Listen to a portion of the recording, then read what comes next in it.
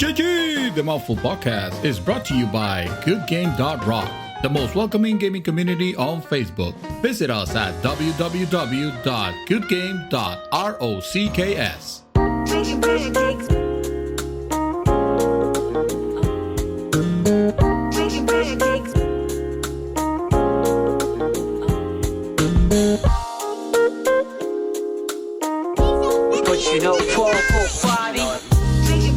Welcome back, guys. This is Arnaldo, aka Mad Dog, and that is David, aka Dream Twister, and this is the real episode 305 of GG's The Mouthful Podcast. GG! How do you know it was me? How do you know it was me? I hadn't said anything. I had assumed when it said Dream Twister that I was like, well, there's really only one. Evidently, there's more than one because I cannot get my Twitter handle to be Dream Twister. I have to be the Dream Twister. Well, that's okay. That's much more definitive. You know what I mean? Also, it's an action in that sense. You know what I mean? It's like he is the Dream Twister. Also, it'll be sad if he gets the verify start and I don't. That would be sad, unfortunately. Sir, how are you? How has been your week so far? Oh my God, I am oddly tired. I will say, I've been going to bed late and waking up. Early in quotes, because my schedule is not that early. I'm not waking up in the AMs. Time to bake the donuts or anything like that. No, I have been playing a shit ton of Elden Ring, and we're gonna get there after we finish our official, our spiel. So when we get to the actual intro. But that is I said Elden Ring, so that is to say, I'm fine. Good stuff, sir. Good stuff. I just finished an excellent meal that I prepared myself. So Annie and I, we went and bought ourselves a quarter of a cow. Or quarter of a cow. A quarter of a cow or half a cow, one of the two. Let's just say it was a lot of fucking meat. I have literally 26 packs of ground beef in my freezer right now. All right. Say no more. When do you want me to be there tomorrow to pick it up? That's just the ground beef. It doesn't include the short ribs. It doesn't include the steaks. I think I have like 9 freaking ribeye steaks. Some T-bones. Like I said, short ribs. I got myself a rib roast bar and grill, dude. And so because of that, I'm just like, well, we gotta eat this meat. You know what I mean? So today's meal was a couple of ribeyes, sir. Using the good old sous vide method. I want to take a moment here and just praise the sous vide method, sir. This is method, yes, literally the only way to make a steak. Period. Don't get me wrong. I love me some grilled steaks, and technically you can grill these shortly thereafter. But sous vide, sir, is just it nails it every time. Nails that. Yeah, it's controlled. It's temperature controlled perfectly. Yeah. You never get it wrong. You can never get it wrong. Yeah. I've used it once. Oh my God, it is time consuming. I will admit, you need to start that shit. Probably an hour, at least an hour. But I normally start about an hour and a half to 2 hours before we're about to eat. And so because that's, again, it's time consuming. It's like, why does it take so damn long for a freaking steak? But it's so worth it, bro. So it is literally the only way that I will make a steak. Yes. It's just, man, it's just so good. It's so good. I feel all warm inside. That's what I tried it. I tried it once, and I showed my wife and my mother-in-law. But the thing is, just like you said, because it took so long, they were not too happy about that part of it. So I never used it again. And I ended up giving it to my mom or something. I don't remember what I did with it. Oh, okay. Well, shit. But, no, it was actually my mom who got it for me. And so Mhm. I was like, okay, because I thought about it. I was like, okay, let me see what this. And then of course I look into it, like, damn, this, all this shit takes a long time. But you Yeah. cannot deny the result. And for me, you've seen me, or anybody who follows me on Instagram knows y'all watched me make a 12-hour ramen. Yes. Time is not an issue, and 12-hour ramen. Whether I make a 12-second one in the microwave, and I'm equally happy. Not equally. I'm just satisfied. I was gonna say you're still happy. You're still I content. eat to live. I mean, I live. No, I don't live to eat. You I eat to live. Yeah. Exactly. No, for me, that's fine. So I just know now, like, during my work week, for instance, my last, if I don't I know I'm doing it later on that evening, my last break is when I step away to put the shit in, Just get it start, going, and then start making it happen. yeah, I'll just come back a little later. I'm like, that's too much work for what is gonna end up being the same result, which is gonna be I'm not gonna be hungry anymore. So it's so depressing to hear you talking. I know. Trust me, I'm not. That's I'm. fine. I am not. I'm not proud. I'm not saying that. It's just No. here's the thing. I never took to cooking, so no, I can see some, but I never took this. No. Well, that too, but no, but I can enjoy. I can enjoy some. I can. I don't have that many things to pick up from because I'm such a fucking picky eater. Like I don't do anything from the sea. Let's just throw it out there. There's a lot of people like that. That's not. I don't like seafood. I don't like. I don't like sushi. I don't like. A lot of the things that people go like, what? You insane! This is amazing. This is delicious. It's like honestly, most of my adventurous eatery has come up from just like hanging out with you and or asking you, hey man, what do you recommend? Or going to your house and suddenly you have some type of curry. And I'm like, well, I guess curry is now a part of my back vocabulary. And I tried it and I'm like, okay, this is awesome. Yeah, it is good stuff, but if you ever serve me something that has like a fish head in it, and I don't care if you did it, I'm gonna be like, no, thank you. I can't wait. I appreciate it to get you one of these things. I feel like we had this conversation before. Maybe it was you, me, and Gomez, or something like that. You're like, it's just steak. I think was what you say.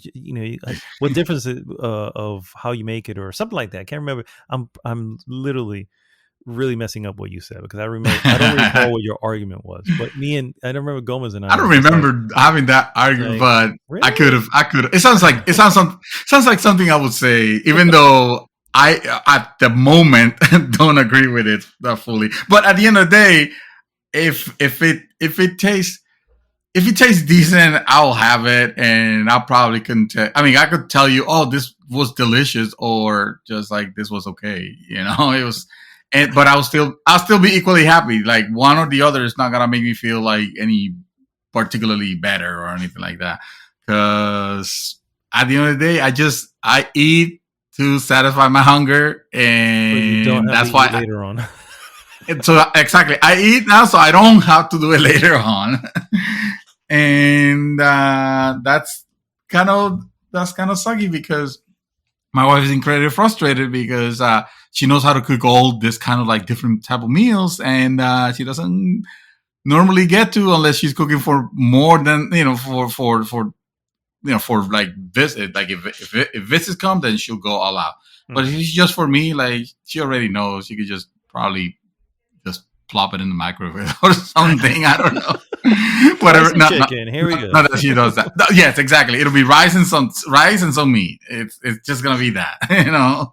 It's never gonna be anything. Well, actually, that's not true. I put it this way.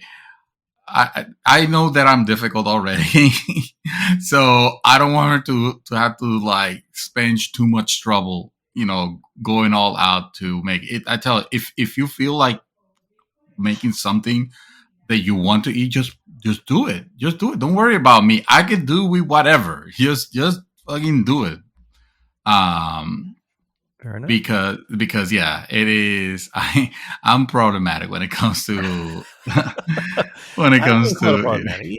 You like you like certain things, and that's Well, I try to make it sound like I try to justify it as like, oh, I'm easy. You can cook whatever you want, or you can cook something very simple for me. I'll be happy with it. But simple is not simple, actually. uh, there is because you can only be simple so many times before you start like super repeating the same stuff. And the problem is I'm okay with that.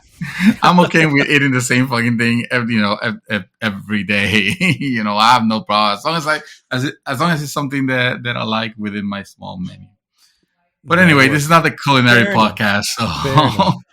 No. I just want to give it a praise out to the sous vide method, and frankly, I don't know what I'm going to do with my life now that I have discovered sous vide and I chicken think that way. I've made fucking. that's like cooking on easy mode for you, bro. Come on, It come is on, definitely bro. much simpler because you don't need to. It figures out the You're fact up to that the challenge. I've seen you cook. I've seen the stuff that you prepare, and I see the yeah, but enjoyment that you get out of it. Also, steak for me has always been. I've never accidentally made a well done steak. I mean, that's just ridiculous. No one accidentally makes a well done steak. Yeah, challenge accepted. I have never made a well done steak by accident. I do it on purpose because my wife likes it well done, which under normal circumstances, I would tell someone who asks for well done to please leave my house. But because she lives here, You're knows married, half of everything. so I can't do that work. no. But It anyway, won't go well for you. it won't go well. But I'm always, when I've made it in the stove or something like that, or it's just or in the oven, I'm always just either a little too rare or a little too well. It still be medium well, which I like medium, just plain. I like medium. Yeah, me too. And actually, I don't mind rare. I have no problem with. I have problems with it because it gets a little chewier. Yeah, and I prefer it don't to mind that. to keep all the pink, but still break down like if it was cooked. Cooked, right. Yeah. And that's just perfect. That's just perfect, dude. And so anyway, this has made it so I never miss. Like I had a probably 70 to 80% success rate to hitting what I wanted. This one is scientifically. This is 100%, bro. Yes. This is every time. You it, cannot. This is foolproof, sir. This is the easy mode. I'm telling you. And you know what, dude? I have been on easy mode with white rice for easily a decade at this point because I used to know how to make white rice, and it's like, you got to do this, whatever. It's like, why? Why should I even bother if I have a thing that can make it for me? Now I can focus on mechanical the main dish. Magnets. You know what I mean? The white rice is going to do itself. You know, like, I will never make a pot of white rice ever again. I went to my mom's house to just to visit her because I haven't seen her in a little bit. And she wanted to make white rice, and I was like, "Mom, did I buy you a rice cooker?" She's going, "Yeah, but it's in there. I haven't used it." I was like, "You do the old fashioned." I have to make it the old fashioned one. I was just like, "Mom, I'm just letting you know now. It's been quite a long time." But to be fair, it came out pretty decent. But anyway, it's like it's like my wife with the dish. She's ever doing the dishes, and I'm like, honey, why are you doing the dishes? You have a dishwasher there. You have a dishwasher. It wasted less water. It literally does. Yeah. Oh, but it takes long. What's the hurry? If you need a dish right now, just clean that one dish. Yes, exactly. It's like because he saves time. I'm like, no, it doesn't. You know what saves time? Not having to do the fucking dishes.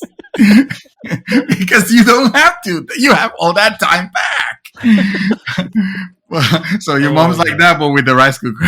She's like, with the rice cooker, I'll do it. I'll do it by hand. The thing is, she doesn't know. She doesn't.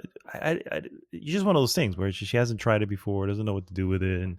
But I could have helped her. Automatic, mom. Is literally put it there, put the water, put the oil if you put the level, and then just just trust the system. Yeah, exactly. I think that's where most folks get lost. It's like they just don't want to trust the product. Well, they think it's like a toaster. Yeah. Or a mechanic. It's actually I don't know why we're into this tangent. It's actually it's magnets. It's all magnets and freaking I was gonna say aerodynamics, but that's not what it is. It's the ones that has heat dynamics. I forgot what that's called, but anyway, let's call it heat dynamics. Yes, yeah, we'll go with right.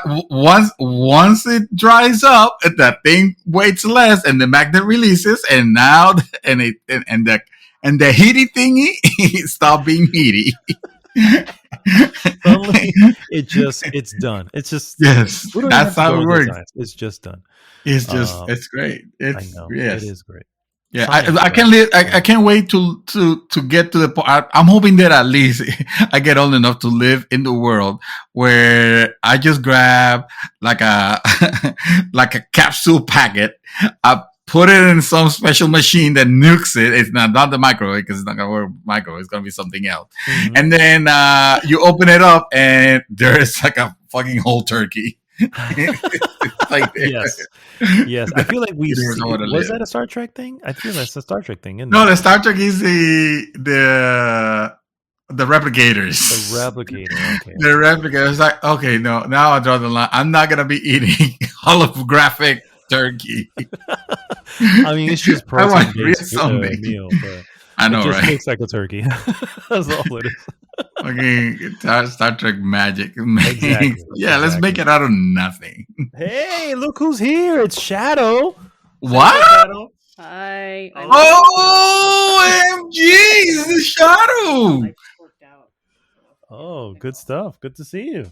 Oh my God, we had a shadow sighting, guys. Just like that, and just like that, she's gone now. Oh no! And just like that, just like a shadow, it's gone, and she's gone. Yes, all of a sudden.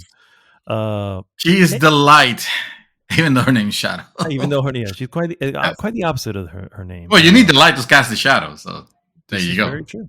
And she is the source, and also the shadow. And also, exactly. So we have extended this part enough. I think so, yeah. What do we normally do on this? How does this work? Because I know we don't have a lot to talk about what we've been doing because we've only been doing the one thing. So, and Claire, apparently, so was Shadow. That's what she was just mentioning. Oh, nice. But yes, guys, so we got Shadow's part. All right, go. If this is your first time listening, thanks so much. First off, guys, I need you to go to goodgame.rocks. Join the conversation there. It takes you, of course, right to our Facebook group. And, of course, please like, subscribe, and share the podcast with everyone. What we normally do when we're not talking about food is first we go into what we have been up to, which we kind of have already. Move on into some various news items, and then finish with our hot topic of the week. This week's hot topic! The Expanse series review. OMG. Wait a minute. Half of the people on the group does not know about the Expanse. Did not know that it existed even. How come it's suddenly a topic? I don't know. Actually, we had a few responses for the hot topic, and there's a few folks out there who's actually already seen it. And already praising it. It's just like, well, why aren't you talking about it? Why aren't you sharing? This needed to be talked about. I believe so. Yes. And we're gonna go into. I think the way that I'd like to divide it is maybe have a talk about the series in general, and what it's about, and just give it a general non-spoilery section just for the people that are interested in knowing. And then at some part we're just gonna plant that spoiler flag and dismiss anybody that has not seen it because we're gonna spoil the crap out of it. Spoil the shit out of it. Yes. As it deserves to be. But anyway, let's go ahead and start with what we have been up to. Mr. Santos, outside of having just rice and chicken every day, what else have you been doing? Some days I have steak. Some days I have ribs.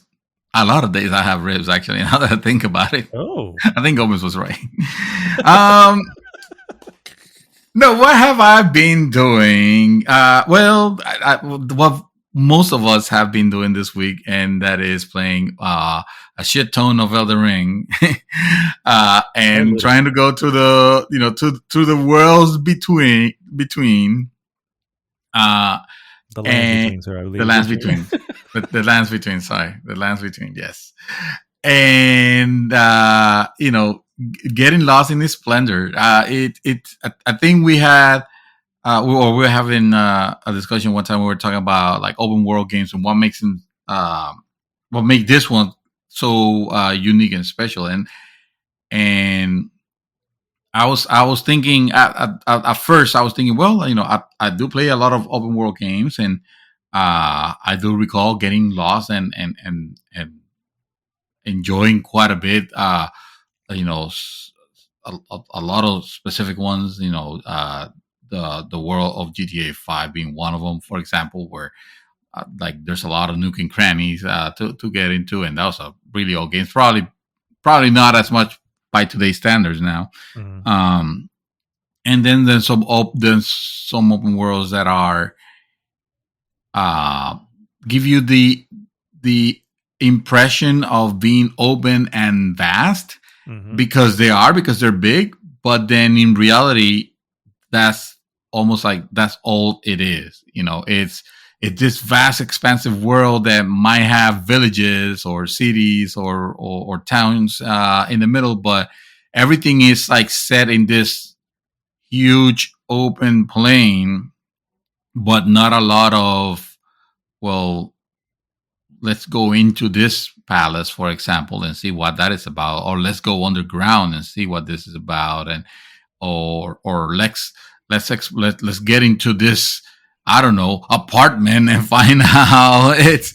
It's more of like just giving you the idea, the impression that you are in this vast world, but without giving you the intricacies of a livable environment. You usually go to the shop or to a cottage or to or a house or whatever, and you tend to see, oh, this is like the exact same design, and this looks like a place that in reality no one will actually live in unless we're talking about like California or New York, where a very small spaces could end up costing like thousands of dollars to rent. Yeah. um they don't look realistic, and that got me thinking more and more. And I think I agree with you that what makes this game, what makes Elden Ring kind of distinguishable from other open world games, uh, aside from everything else with the difficulty and all that, is the fact that the world is vast, but there's also intricacies to it. There are areas where you go in that you could just get lost, kind of like if it was a level of it. Right now, I'm a level of a Dark Souls game. I mean, right now I am in the capital city. I forget what it's called.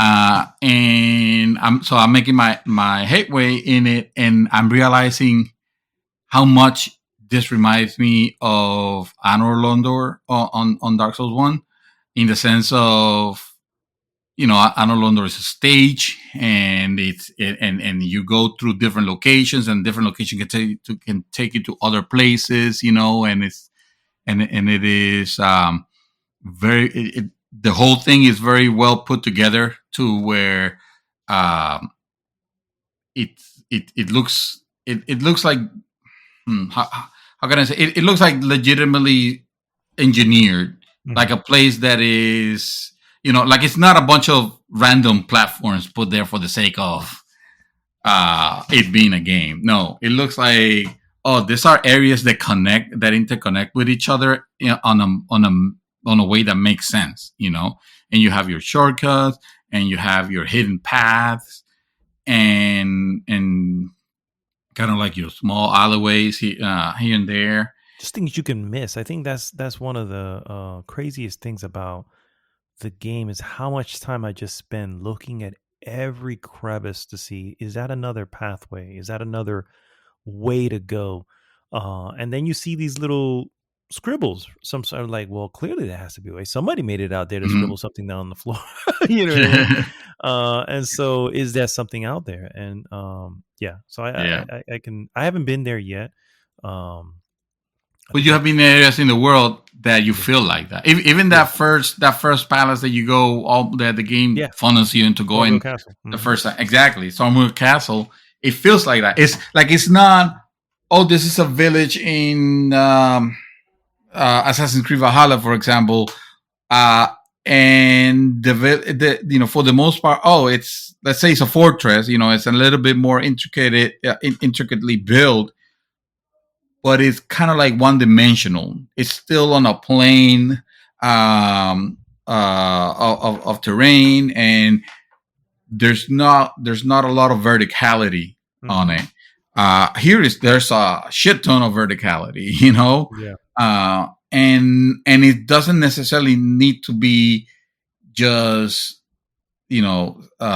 stairs and corridors and lifts and elevators and stuff like that. No, they make it very original, where you can start. um I was gonna say climbing, but you don't really climb in the game. More like jumping Hmm. into areas that you didn't expect to be to be able to, and it makes it very cool, because suddenly you are up in you're up there, but there's some enemies on the ground that were not able to see you before, because of the buildings were covering you, or you were behind a wall or something. But now they have line of sight, and now they will attack you from Hmm. wherever they're at. They will range attack you, and take you by surprise. And that shit is legitimately awesome. Also, the area, I don't want to say is scarce on the graces or bonfires or the checkpoints that you could get to in this Hmm. type of games. But they're not that easy or that quick to find. Like like this area specifically feels a lot like the original Dark Souls games, where the difficulty, it's there, and you got to be careful with your moves, because you can stand to lose a lot of souls if you miss out. And that part, I'm really enjoying. And there seems to be a whole lot to this to find out, because I had a fight with a boss there. uh I beat the boss, and then it got me to this area, and I'm thinking like, okay, so I guess I'm moving on. There's a sign on the floor, which you could tell it was not a player that left it. But when you read it, it says something along the lines of like, hey, there's still stuff out there you could have missed, and going back to it might help you uncover them. Like, it doesn't say it like that, like I just said it, but that's the Yeah, yeah. idea. it it, You're it let paraphrasing. Yeah, it lets you know that, hey, you kind of skim through it, you might want to take another look and just continue. It's one of those areas that maybe you'll beat the boss and you'll just get out of it and continue, but you're gonna want to go back, because you probably missed a lot on it. It's Hmm. that vast. And that's really, really cool. I hit level 92 actually, Oh. which has me like have me thinking I should probably just book it from here. But at the same time, I'm having a good time with it. I'm not in a rush. Like, I don't want to. Like, it's okay. Like I was telling you the other day, hey, the burn is starting to feel, Hmm. but I don't mean the burn in the sense of like I don't want to play this anymore. I know if I were to say at some point like, okay, I think I'm gonna stop now. I know that I'm gonna want to return to it. I'm not ready for that, but I do want to play some other stuff, and I have been playing other stuff, but it's not like I'm not tired of it. We all wanted, when we were done with Dark Souls 3, we all wanted more Hmm. of that, and this is exactly what this is giving. It's just giving you a hell of a lot more than that. I think this is giving you enough to where once you're done with it, you're probably gonna be done with playing this type of games for a while. You know, yeah. you're not gonna be on any The rush for the for at next least the one. next 5 years. Yeah. Exactly. It'll have to be something like very, very different. Like I downloaded the demo for the Final Fantasy Origins game. What's it called? Oh, I know you're talking about the Chaos game. Yeah, the chaos game. Yeah, the I don't chaos. remember the name, but yeah. Yeah, Strangers of Paradise. I think is what it's called. Something weird like that. Final Fantasy Strangers of Paradise. Yeah. There you go. Thank you. And I think someone described it as, "Oh, this is like Dark Souls," and I was like, "Wait, what?" Yeah, I don't think I don't think so. Unless you mean like, "Oh, this is like Dark Souls," the same way that Jedi Fallen Order is like Dark Souls, which is to say, "Oh, it has some similarities and some gameplay elements, but certainly the difficulty is not gonna be, it's not gonna be that." Not that everything has to fucking be. I'm just saying, when you make a comparison with Dark Souls, that's the first thing you think. It's like, oh shit, so this is gonna be a game probably not for everyone.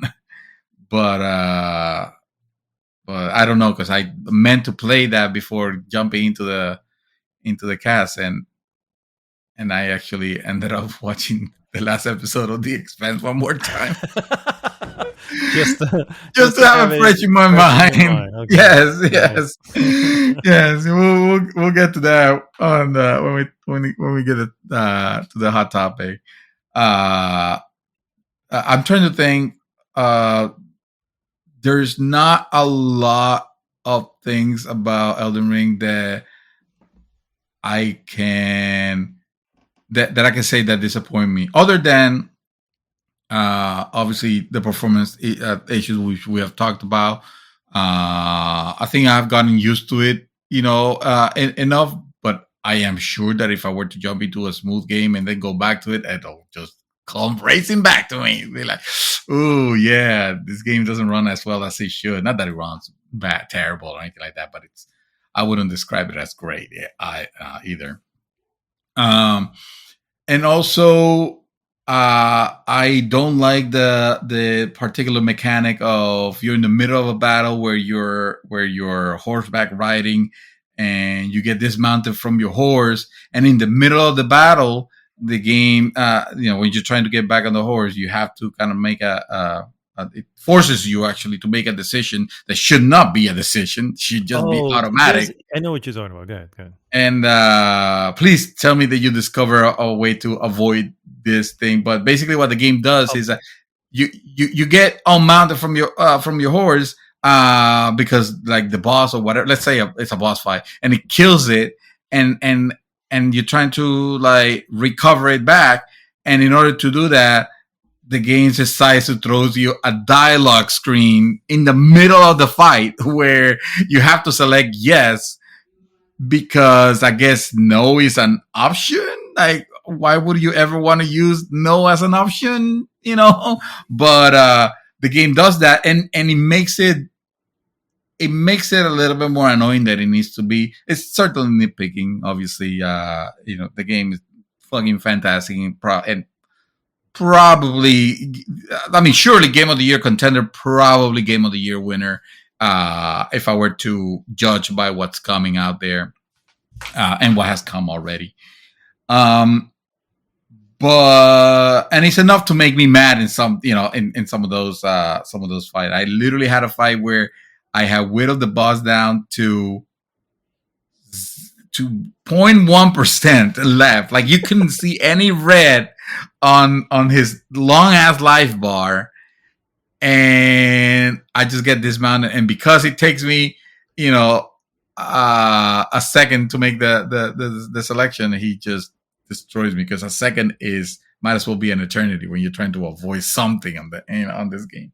Yeah. So what's happening at that point is that the horse is getting not killed because it's a spirit horse, but it's essentially getting a spirit horse. So yeah, it's essentially getting I don't know how Busted. else to say. You Ghost just busted. say, yeah, it's ghost busted. Okay, we'll go with that. And so what the way around that is essentially what the question is asking you is, do you want to use an Estus to resurrect him? And the reality is, the only reason it's doing this is because you're trying to call the horse. If you don't call the horse, it's not going to just ask you to do that.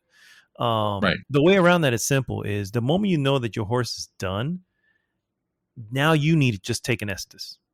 And regardless of your full life level. Correct, because you're going to sacrifice it anyway to resurrect them anyway, right? So it doesn't really matter. In this case, if you have half or even less health, might as well. Once you take the Estus, you've essentially resurrected him in the background, and now you can call him. So that's really the problem here is, it sounds like, or not the problem, but the problem I see maybe that you may run into is trying to rewire yourself now if you're constantly trying to call him back. It's just say, let me just take the Estus.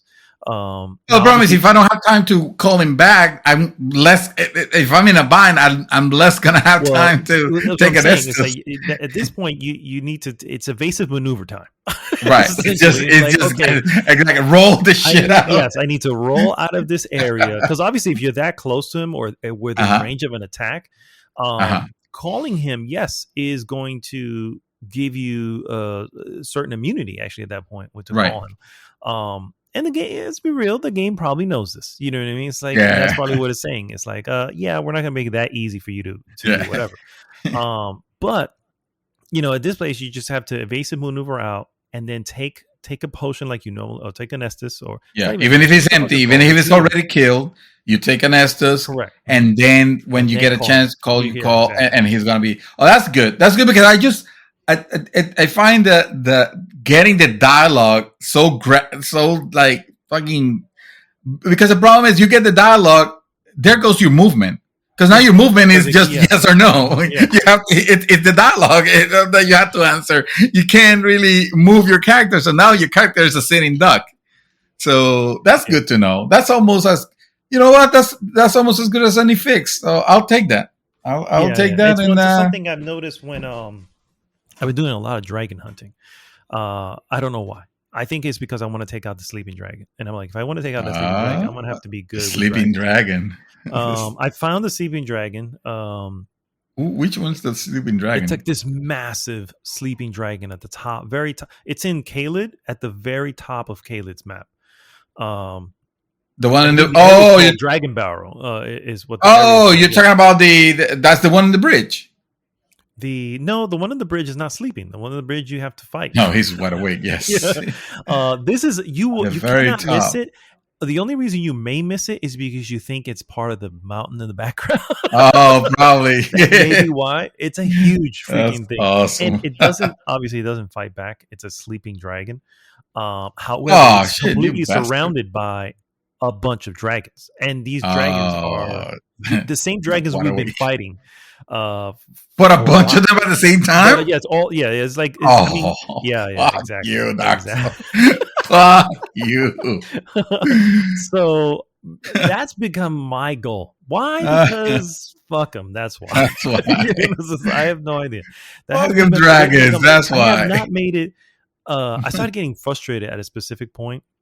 And I got frustrated because I also got caught off something. For the record, sir, I'm sorry, I'm interrupting you. If you no, please. I mean, we might as well. Okay, we might as well just both partake. So I'm in Caelid, and there's this castle in the distance towards the south that I'm trying to. You basically have to rush the castle, and you're gonna get bombarded along the way. It's the most annoying sequence because those freaking fireballs that they're catapulting over to you are heat seekers. They must be, because they consistently follow where I'm going. I'm like, all right. It looks like it's gonna hit on the right of the bridge, so I go to the left. Nope, it certainly steers, and I'm like, is that shit following me? What the hell? You know what I mean? That can't be right. It's already bad enough that the arrows do that. Because they do. Yes, exactly. Let's be arrows real. Curve? They fucking do. Yeah.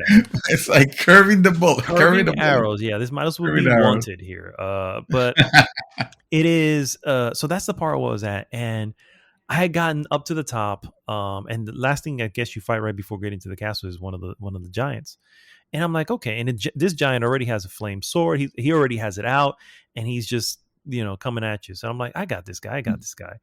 Dude, he did one move, and it's annoying because again, it's tailored to come to you. So even though it looks like from where he's standing, it's impossible for him to hit me from here. I'm right, literally behind him because it's still in his motion. He will get to me, and he did. And one hit done. I was like, oh, so mad. And of course, I had like 25,000 runes at that point. So I was like, let me just go back to that fucking thing. And of course, there is no Stake America. There is no other freaking Grace. The Grace is right back across the bridge. And now I have to come up to do this freaking thing again. And I get hit by one thing, and it pushes me towards the edge of the bridge. And in my panic, because I thought it was going to push me off, I jump. Oh shit! Off the bridge, and I jump off the freaking bridge, and of course, there goes those 25,000 rooms. I was just done at that point. So at this point, I'm just gonna do something else. I took out the dragon that's in the field in Kaled, which is like this dragon with like these white spikes that shoots rot at you instead of fire. So I took that dragon out, and that dude was a pain in the ass. But they all kind of have the same kind of moves. It's just really timing them out. Yeah. And the problem is obviously certain things are one hit. You know what I mean? That's the only issue. Is that certain things that's kind of frustrating. I also got a little bit of a tussle with that. Like I get that that you have hits that could be lethal if you're not fucking prepared, if you're not, like, I don't know, dodging properly or anything like that. First of all,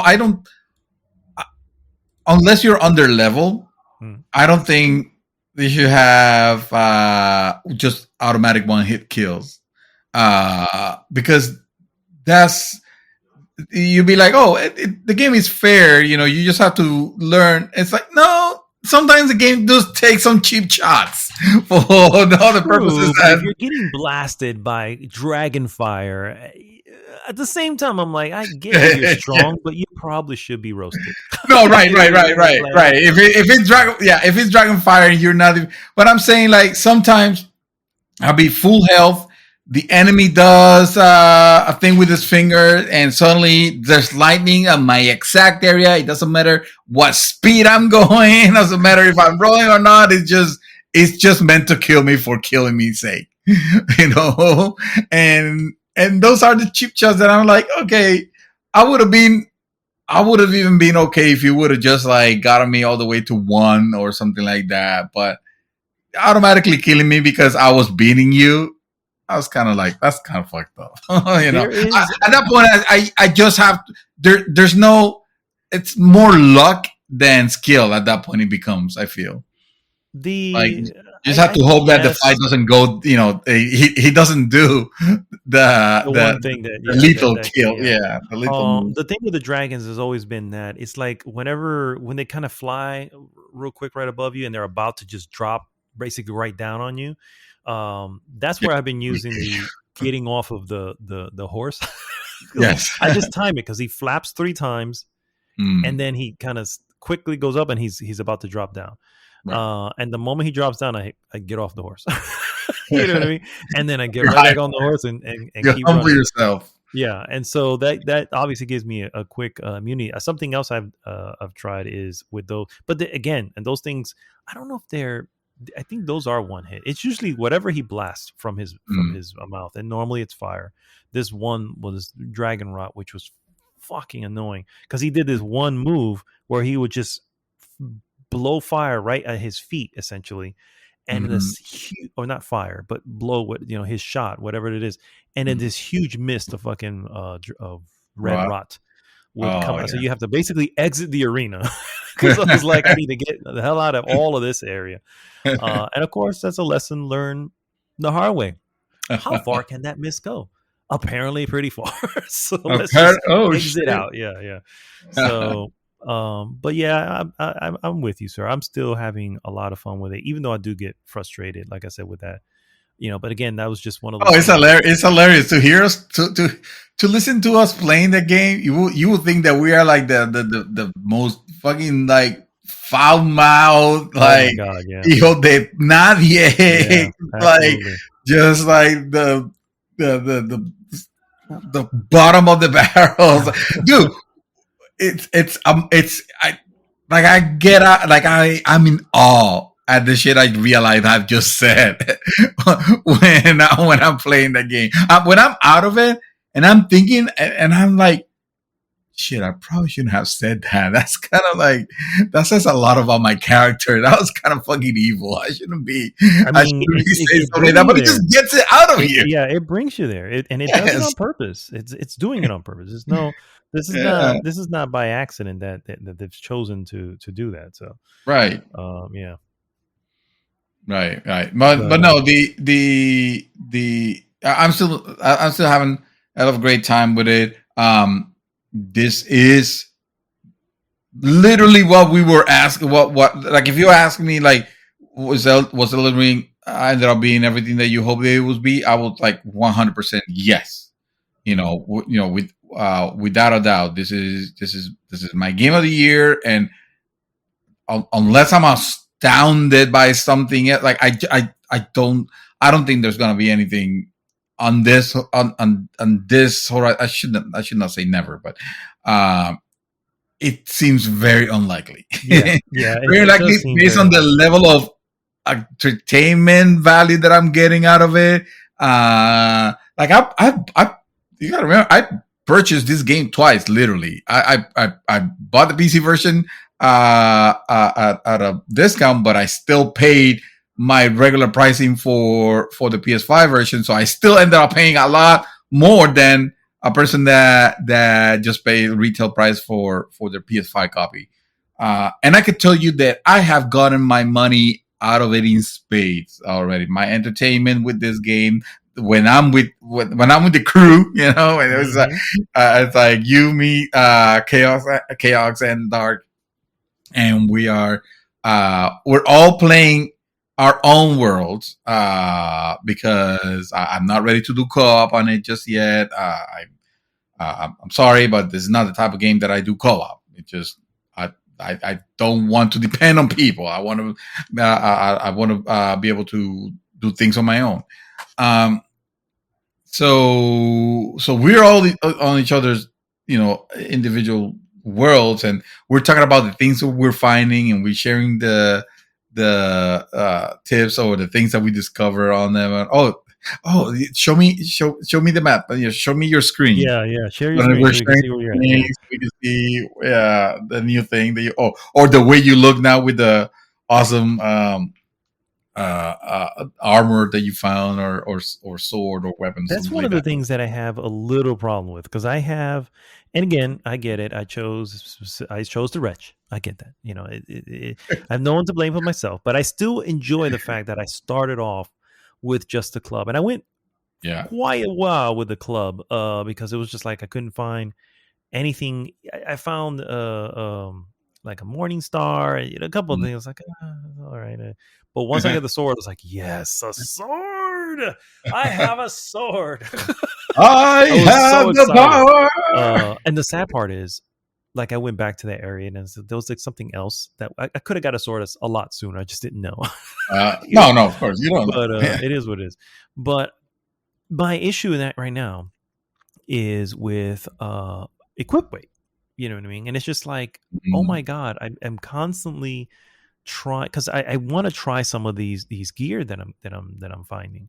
And it's sometimes it's impossible. Requirements, My weapon's already heavy. I'm maining on the blood fang, a bloodhound fang, I think is what I'm maining on. And I got this almond curved longsword as well, which I'm not using yet, but I'm kind of putting stats into it because I'm trying to just level it up. But that's really it. And I actually respect, believe it or not, my character. Really? I went to Renala, and gave her, I can't remember what it is you got to give. You give her an item, and she allows you to respect. To be fair, I just inverted my my dex and strength, because the bloodhound fang sword scales better with dex, a C, versus strength, which is a D.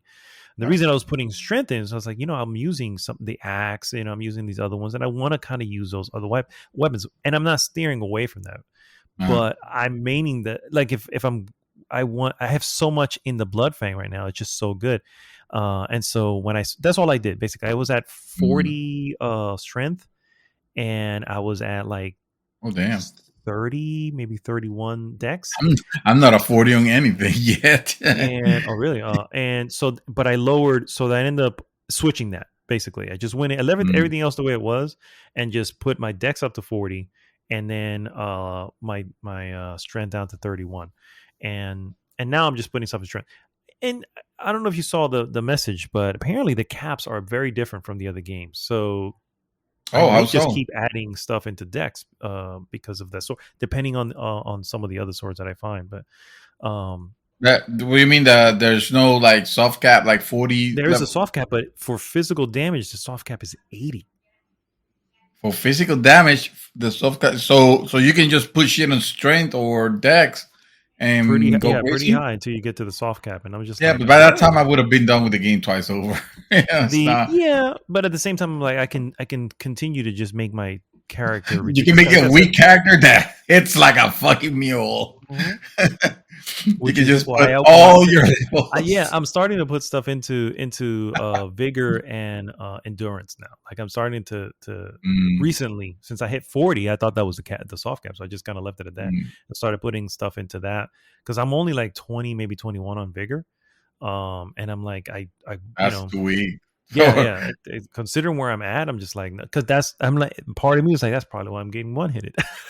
So I don't have enough health. Which I think the health I'm at like 680 something is the. I mean, if you're good at dodging and the rest, you're destroying mobs. Well, that's like the beauty of that high sword. level.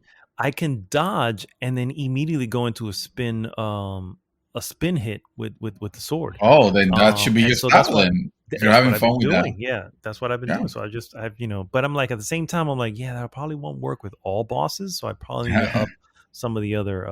I have the weapon that I'm using. I'm hoping that it works with all bosses because I haven't leveled up anything else. I still have I have enough stones to where if I need something faster, I could probably do so. But I still have Dex at level 15, and because I only did it because I wanted to have enough. Like if you wanted to start being able to man some of the strength weapons that you were presented mid game, you kind of had to have your Dex at 15, or else you wouldn't be able to. And I was tired of getting stuck with my newbie weapon, which I had leveled up because I had no other choice. But then I found it, this one, and like I wouldn't call it, this is the end-all be-all, because I bet there are better weapons, but it has carried me over very, very fine for most of the battles. I just had a battle with a boss on the Capitals, actually, which I felt like, yes, this battle might not be flat, like super flashy or super crazy. Might not have like special shit like that freaking General Rob. Rami. Yeah. What's his name? I think it's General Radid, isn't it? Radam. I think it's Radam. Yeah, Radam. And that fucking battle is all spectacle. I mean, not all spectacles. Sorry, it is spectacle and brutality, but it's kind of how can I describe it? It I don't even know how to describe it, honestly. I can't put it in words. It doesn't feel right. It feels like a lot of it depends. Like when I feel like a boss battle depends on a lot of lucky chance or lucky happenstance rather than something I did directly. Like those arms, they might look cool, but not as enjoyable as others where, oh, I beat this boss because I was 100% in it. There was no gimmick. It didn't have any gimmicky shit. I was just in it, and I beat it all by myself because I was paying attention, because I was dodging at the right moment. Nothing felt like, oh, I was lucky that he didn't do this, or oh, I was lucky that he didn't do this other move or whatever. And that's the reason why there's some boss fights that I tend to enjoy more than others. The Dark Souls 3, the battle with Sister, what's her name? From the DLC, from one of the DLCs, I forgot her name. She's basically a 3-phase fight that you have, which is it's excruciating, but it was a good fight because everything that I was doing, I felt like I was doing because I was paying attention and because I was being careful and I was on point, not because he decided to do the supernova shot and one shot me with some crazy attack that I was, I had no way of like, this is the attack that you're meant to be hit and you better have full health or else you die. You know what I mean? So, and I don't hear anybody right now on the microphone. So I'm going to assume that. Oh, I'm here. Oh. So what the fuck? Are you bored or something? No, I got you. Okay. Yeah, it's like, shit. At some point, interject, or else I'm just going to keep talking. I can talk about Elden Ring all night and make that the topic. No, I hear you, sir. I haven't got to Radan, or Radhan. I think it's Radhan. I think it's Rami. It might as well be, considering what he does. But yes. Yeah, I haven't, and I've seen like some like images, and I was like, oh, okay. And I think you shared your I think you may have shared your video at that point. Yeah. Share the screen real quick just to take a peak. And it looks pretty cool. And I get it. It's not meant to be. Yeah, it looks cool, and yes, no, the fight looks cool, and it's okay to have those fights because they change it. It definitely changes the dynamic. I think it's cool. I prefer for it to have been like that. Or rather, I prefer for it to exist. If you ask me for my preference, I like the boss fights where you're like in my case, I like the ones that are close combat and you're dodging at the proper time and blocking when you need to block and just looking for that opening to attack. Because at that point, it almost feels like fencing, kind of, Yeah, that's exactly what it is. I've gotten to the point where I'll jump off my horse when it's one of those knights with the big spear or a halberd, and I'm like, So I can pick at them with the while I'm on the horse, but I'm like, no, we're doing this right. Yeah. Jump off the horse. I'm like, let's do this, and I usually put my shield away, so I can just dual wield. Dual hand, and which also obviously you can do the special move, which with the Blood Fang is this awesome. You do the quick hit and then you leap backwards, but that quick hit is like a strong hit. Nice, because you hit strong and then you get out of the way. And you get out of the way. Yeah, I actually took a boss out. I was in the catacombs or not catacombs, like a mine. And I just got lost in this mine. I just kept going down. I'm like, oh my god, where does this shit end? And then suddenly, surprise, boss fight. And then of course, you see the wall. You're like, oh fuck, okay, it's a boss fight. Oh no, I'm talking about the times when you don't see a wall. It's just like, oh, surprise, you fell into the trap, boss fight, and you only have two left. Yeah. So I only have I had like half my S's at this point, or tiers or whatever the fuck they're called. But and then so I go in and it's one of these crystal, which fair warning, we haven't taken down a crystal enemy. Physical attacks are a bitch against these. So you being some sort of caster really would help, because physical hits, I mean, it's just I'm literally taking 77 away from them. Oh, that wow. Was it. That's a war of attrition.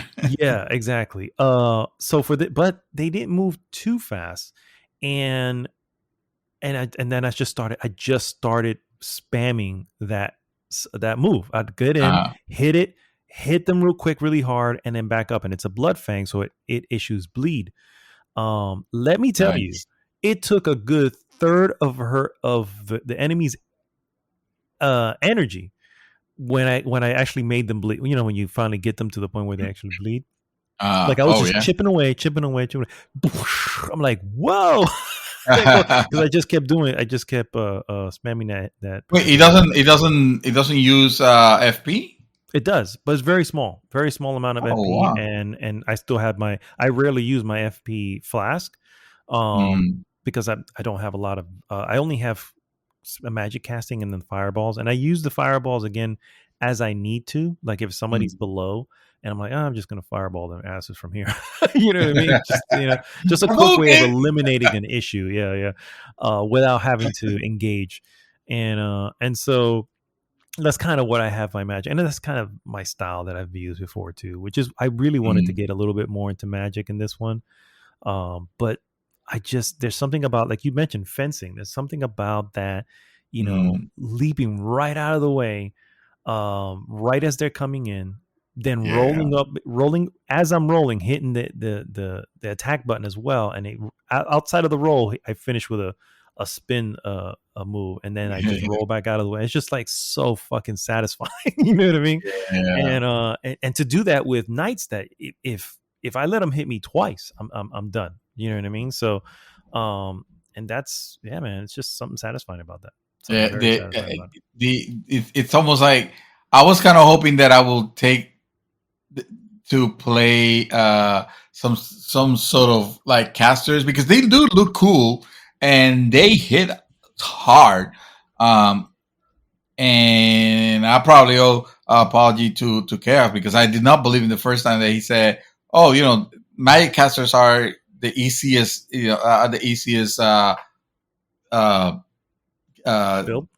build that you could do for taking, for playing this type of games." And I'm like, no, bro, it's gotta be like decks. It's gotta be like decks are the easiest way, because all the ways that you can like dodge and move fast. And it just took me playing Dark Souls as a caster for a little bit to realize, like, okay, this is I'm trivializing this game. And I'm not saying that Elden Ring does the same for casters, but the best you can hope to have that experience is to make maybe a hybrid form. Like I started as a confessor.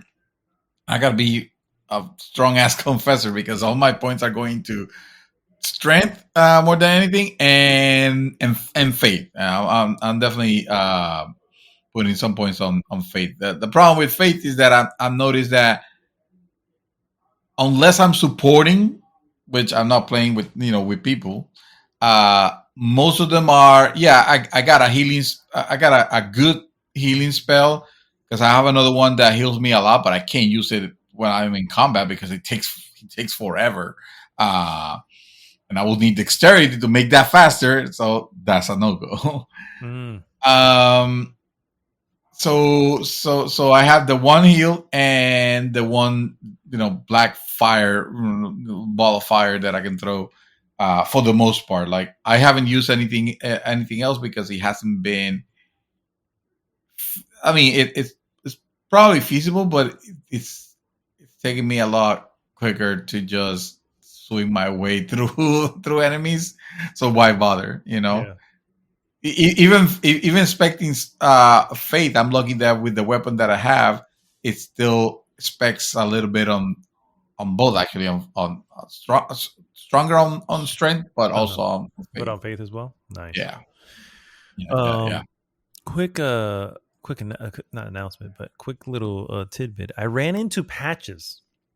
Yes, finally. I didn't want to say anything. I did also, but I didn't want to say anything because I didn't want to spoil it for you. I kind of assumed he was going to be. He's in every fucking movie. But I kind of assumed he was going to be in it. Patches, but, yes. dude, I must have ran into him significantly because just like in any of the other games, you leave him alive and he can become a merchant. Well, I was significantly stronger than him, and he still had probably almost half his strength when I came in with a killing blow. So, oh no! Yeah, he's dead. You took him down. I took him down. It's just like and he just kind of felt. I was like, oh well. But wait, but he yields in that fight. He wasn't. That's what I'm saying. He wasn't yielding, and I think you're too strong, bro. You're too strong, or I really. Yeah, I did again the stupid move. That's the story now. I told you about, which hits hard, bro. It hits very hard. And so unfortunately, Patches is dead in my playthrough. Long live. I have no idea what he could have offered me. Those are items that I'll have to do without, apparently. But I don't know. I don't know, but I only run with him a couple times. One was that fight, and the second one is he's a summon on that General Radan fight. Like he's a summon there, so I don't know if now he'll appear as a summon to you or if not. I don't think. I will say he won't. I mean, he probably will. Oh, he will. Okay, well, we'll see. If I had to get, because it didn't look like I was seeing people there that I hadn't encountered at all during the game. You know that very friendly looking cup. I don't know what to call it. Yeah. Alexander, yeah. Jar. He's a jar. He's a jar. There you go. Thank you. So I had I never met him in the game. And I was looking forward to it because he was the character that they show you on the trailers and the demos and stuff like that. But no, I never encountered in the game except for that fight. And after that fight was done and he talks to me like if he has known me, and I'm like, this is the first time we met. And it's like, hey, my name is Character. Nice to meet you. No, so that's neat. Dude, there's another thing that I love, and I'll shut up about Elden Ring, is there's so many things that you could experience that I will never experience, or that I missed the chance, and vice versa. Like I had a fight that I did not win, and I intended to go back, but I could not win, and it was like completely random. I was resting by my by the grace, and I get out, and suddenly the music changes, and there an enemy appears. He's not a boss or anything like that. Just a special character, and that special character, let me tell you, he is fucking brutal. He is relentless. And I was high leveled already, and I could not beat him. And I was like, and then to trigger him to appear, it has to be at a specific time of the day. So I will rest on the place and let time pass and go back. And if he's not there, I will rest again and let time pass and go out again and until he appears. So that was annoying having to do that. So that's why I didn't really pursue trying to kill him. Like I tried like 3 or 4 times, and then I was like, okay, I'm done. I'll come to you when I can just murder you. And by that time, you're probably gonna give me a price that is gonna be under level, which is gonna be like, oh, okay, that's fine. Because that's the problem with it, right? You wait too long and you get too powerful. Where you can just destroy things, and then when you destroy things, it's kind of unsatisfying because A, you trivialize the fight, and B, the stuff that you got was something that it would have been useful when you need, mid game, but not in the end game anymore. Yeah, So. that's exactly what it is. I don't know why I ended up back in that area. I was just again looking for catacombs. So they have Mhm. these quick little side things that you could do, which are either catacombs, Mhm. mines, or Tower sometimes. caves. Caves, Caves, yeah. catacomb, or mines. And so I'm looking for them because the mines give you strengthening stones. Mm. The catacombs give you the grove, whatever is used to upgrade your incantations, Companions, yeah. your summons, yeah. Yes. And then the caves, I'm not really sure what the fucking caves give you. I've only found a few of those, but nothing specific, nothing I can put my finger on. Like, oh, this is the purpose of that. Most Mm. of them have bosses at the end. I would Right. actually say all of them have bosses, Yeah. but I can only say most of them because I don't know if I've been through 'em. And so Yeah. that's what I've been doing. So I've been taking out a lot of different bosses like that, um, and then getting their special things and just kind of upgrading my character that way. But it's a lot of fun, Yeah. especially the catacombs tend to be like puzzles. You kind of have to Yeah. figure out how to open this door.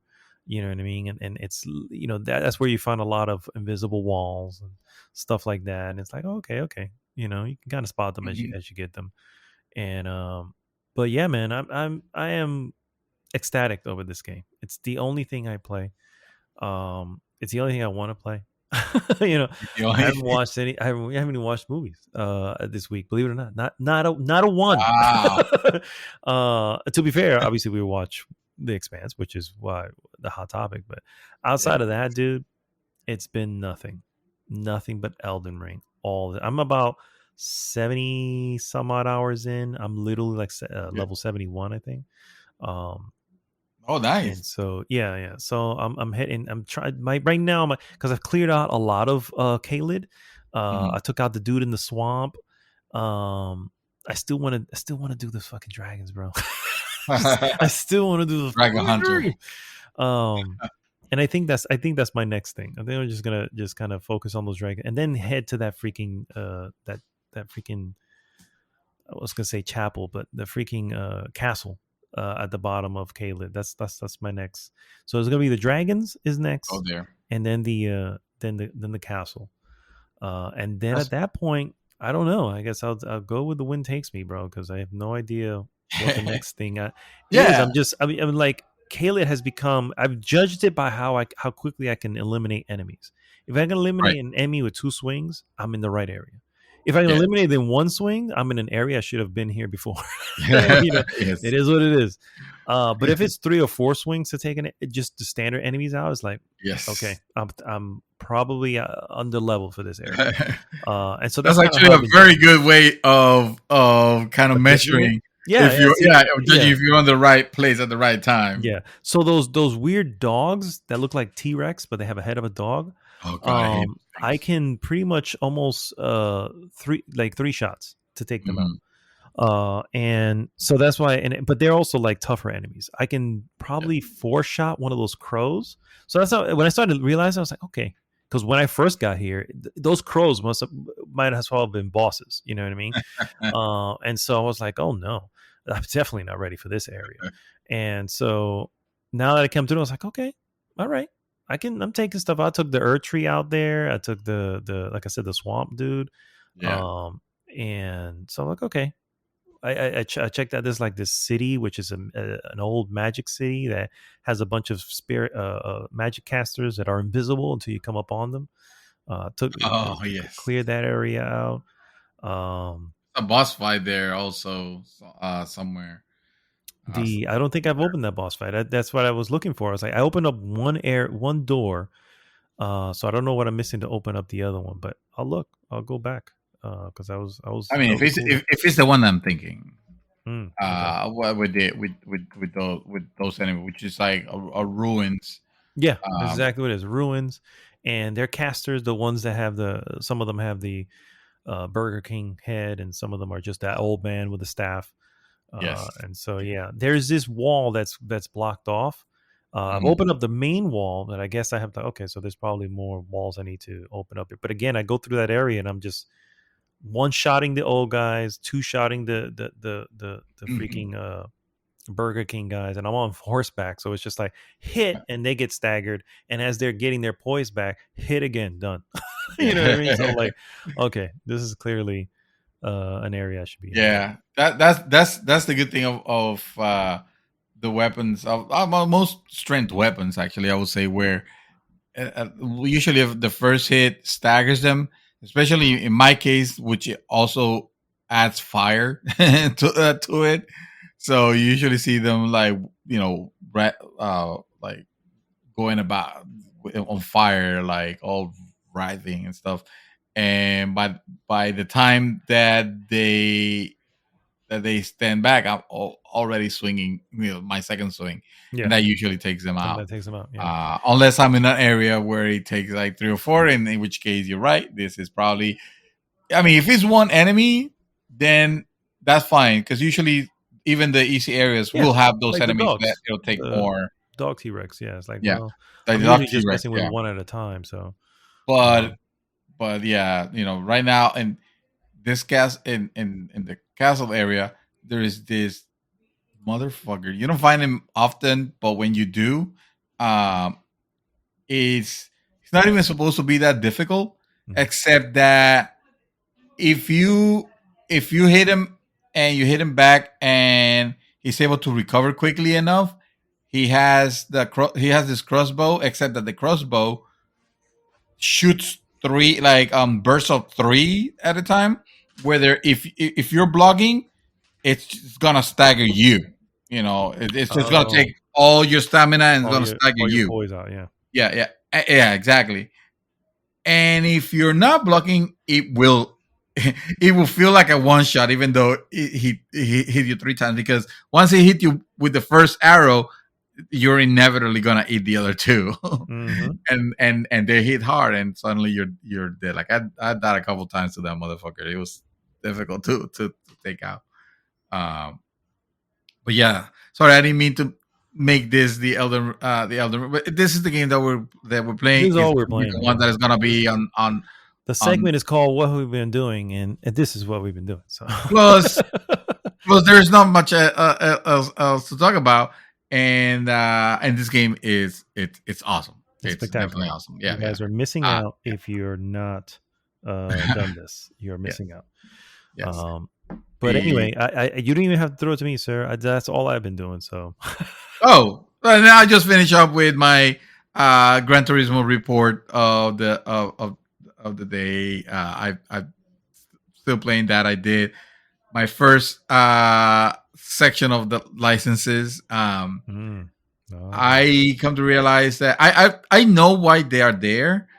I don't think that's the enjoyable part of Gran Turismo.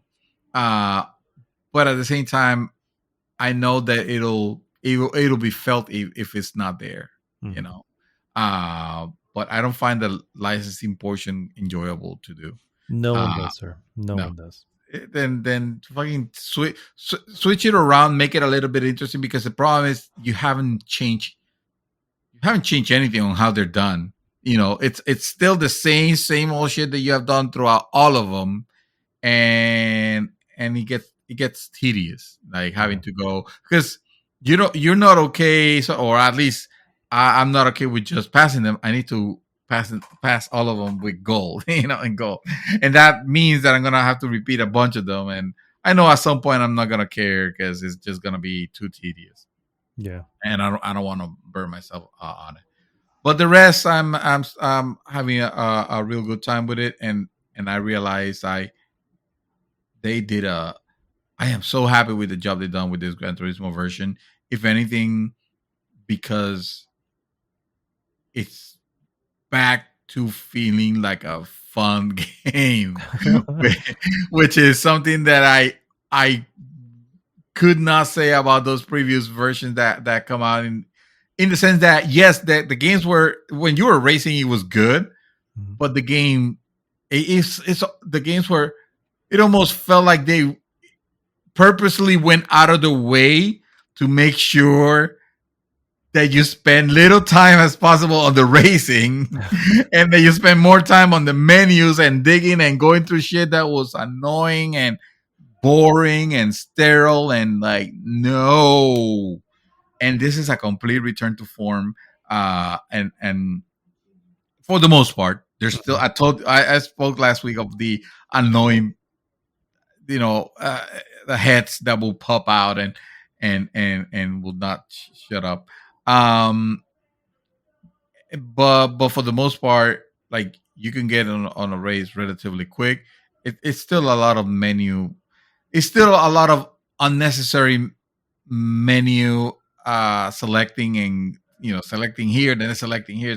Like it takes too many clicks, Yeah. if you will, to get into a race, which I still find annoying. But at least the loading times are substantially faster on PS5, in which case I'm usually breezing through the menus and getting to the real fun part, which is the actual races. And the races are fun. The races are great. And you can set up the simulation to assist you in decent ways. Uh, but I still think that that's a game where you want to make sure you play, you set yourself to manual. And that now I'm talking like a fucking Elitist. elitist. Yes. It's like, I'm a hardcore gamer. No. You set yourself down, and because I still put the brake assist on, and by brake assist I mean, like, I don't want the game to fucking brake for me. I mean, show me where I should be slowing down, because my problem is the sense of speed, because it wants to be realistic. It also means that it's not it's not achieved well enough to where you feel like you're going really fast. At least not on the vehicles I've driving right now. Very few games have been able to tackle this perfectly, and believe it or not, Need for Speed that's actually one of the few. Was one of Or them? at least one of them, or at least one of them. Yeah, where the speed, like, it does something with the camera and does something with with blur and effects and stuff like that, where it feels like you're going actually really fast. Hmm.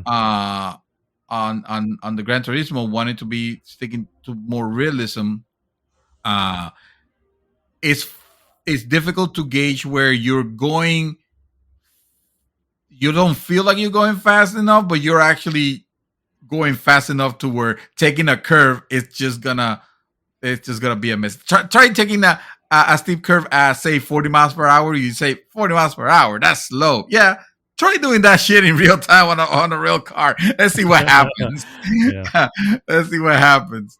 So because of that, I prefer the game to tell me, like, hey, based on the car that you're driving, you might want to start hitting the hitting the brakes here on this section, and I find that much more enjoyable. Yeah.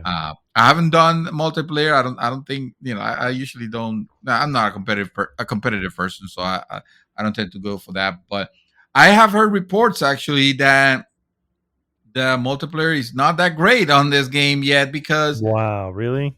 in the sense of, no, it's there, but the game forces you to play a lot of the campaign before it opens up the option, and it lets you, until you're privileged enough to deserve to play, multiplayer. And that's kind of crap. That's That elitism right there. Yeah, exactly. Like Gran Turismo, like, come on, guys, now you're taking it too far. This should not be like that. There should be an option on the menu where, hey, I don't care, I just want to jump in with whatever car and just go multiplayer. But I heard Adam tell me about this, and he can't play with his son, because basically he needs to, I guess, level up or get to a certain area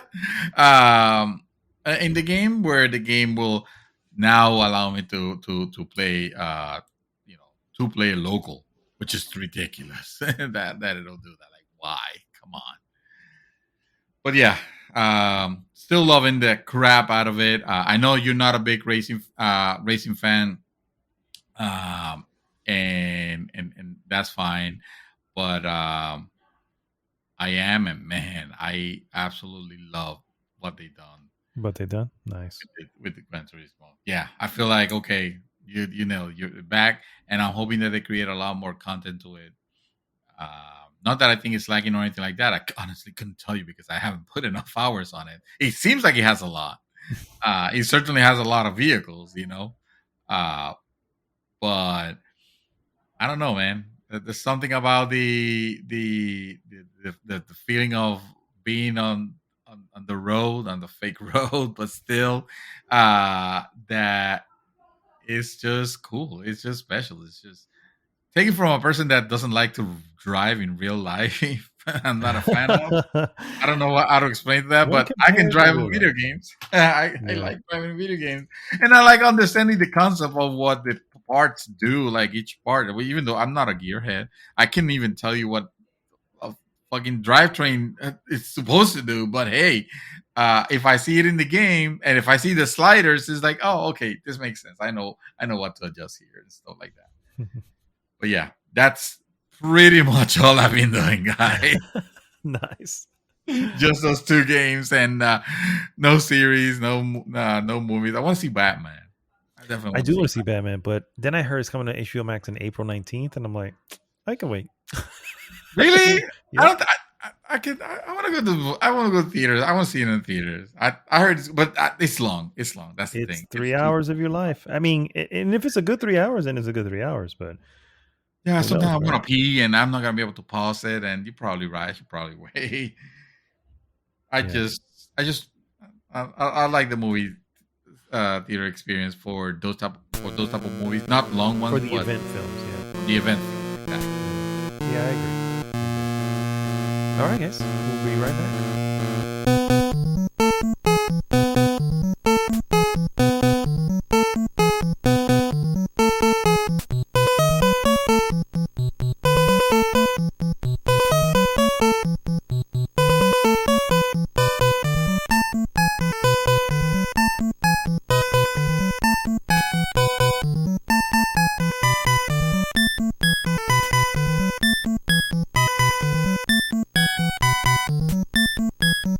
Which is why I want you and Chaos and Dark to watch The French Dispatch, because it's on HBO Max. You don't have to pay anything. Technically, you're already paying for the service.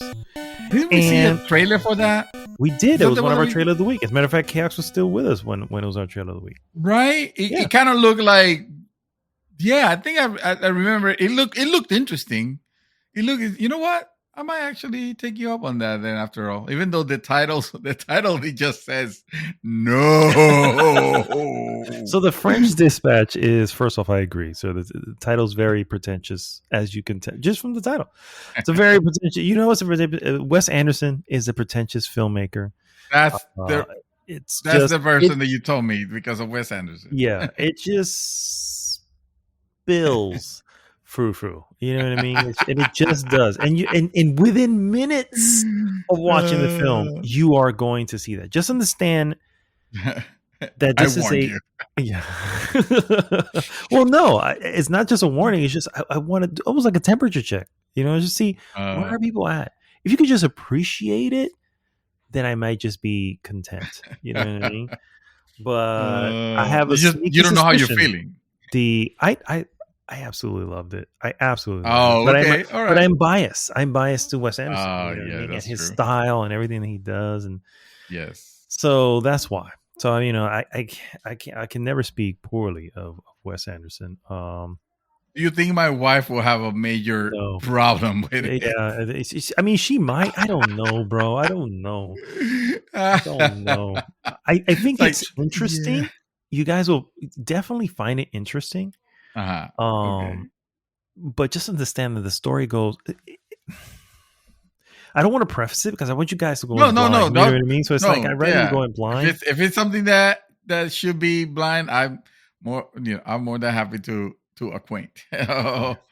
We'll do it. We'll do it. We'll take you up on the offer only because I'm morbidly curious because we had the conversation about Wes Anderson. You did speak about you actually spoke about when we saw the trailer. Yeah. And I do remember it being something, and I might have actually like joked around about it. It's like nope or something like that because it sounds like something I would do. But I'm too curious now. I'm morbidly curious. I just know that I would.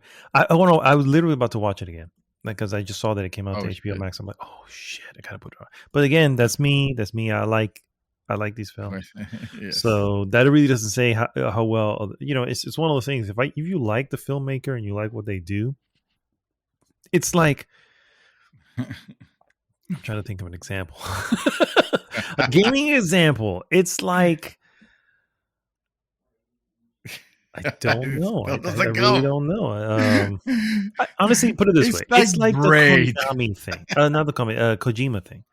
Where you and I, you agree with me. You and I are fans of Kojima.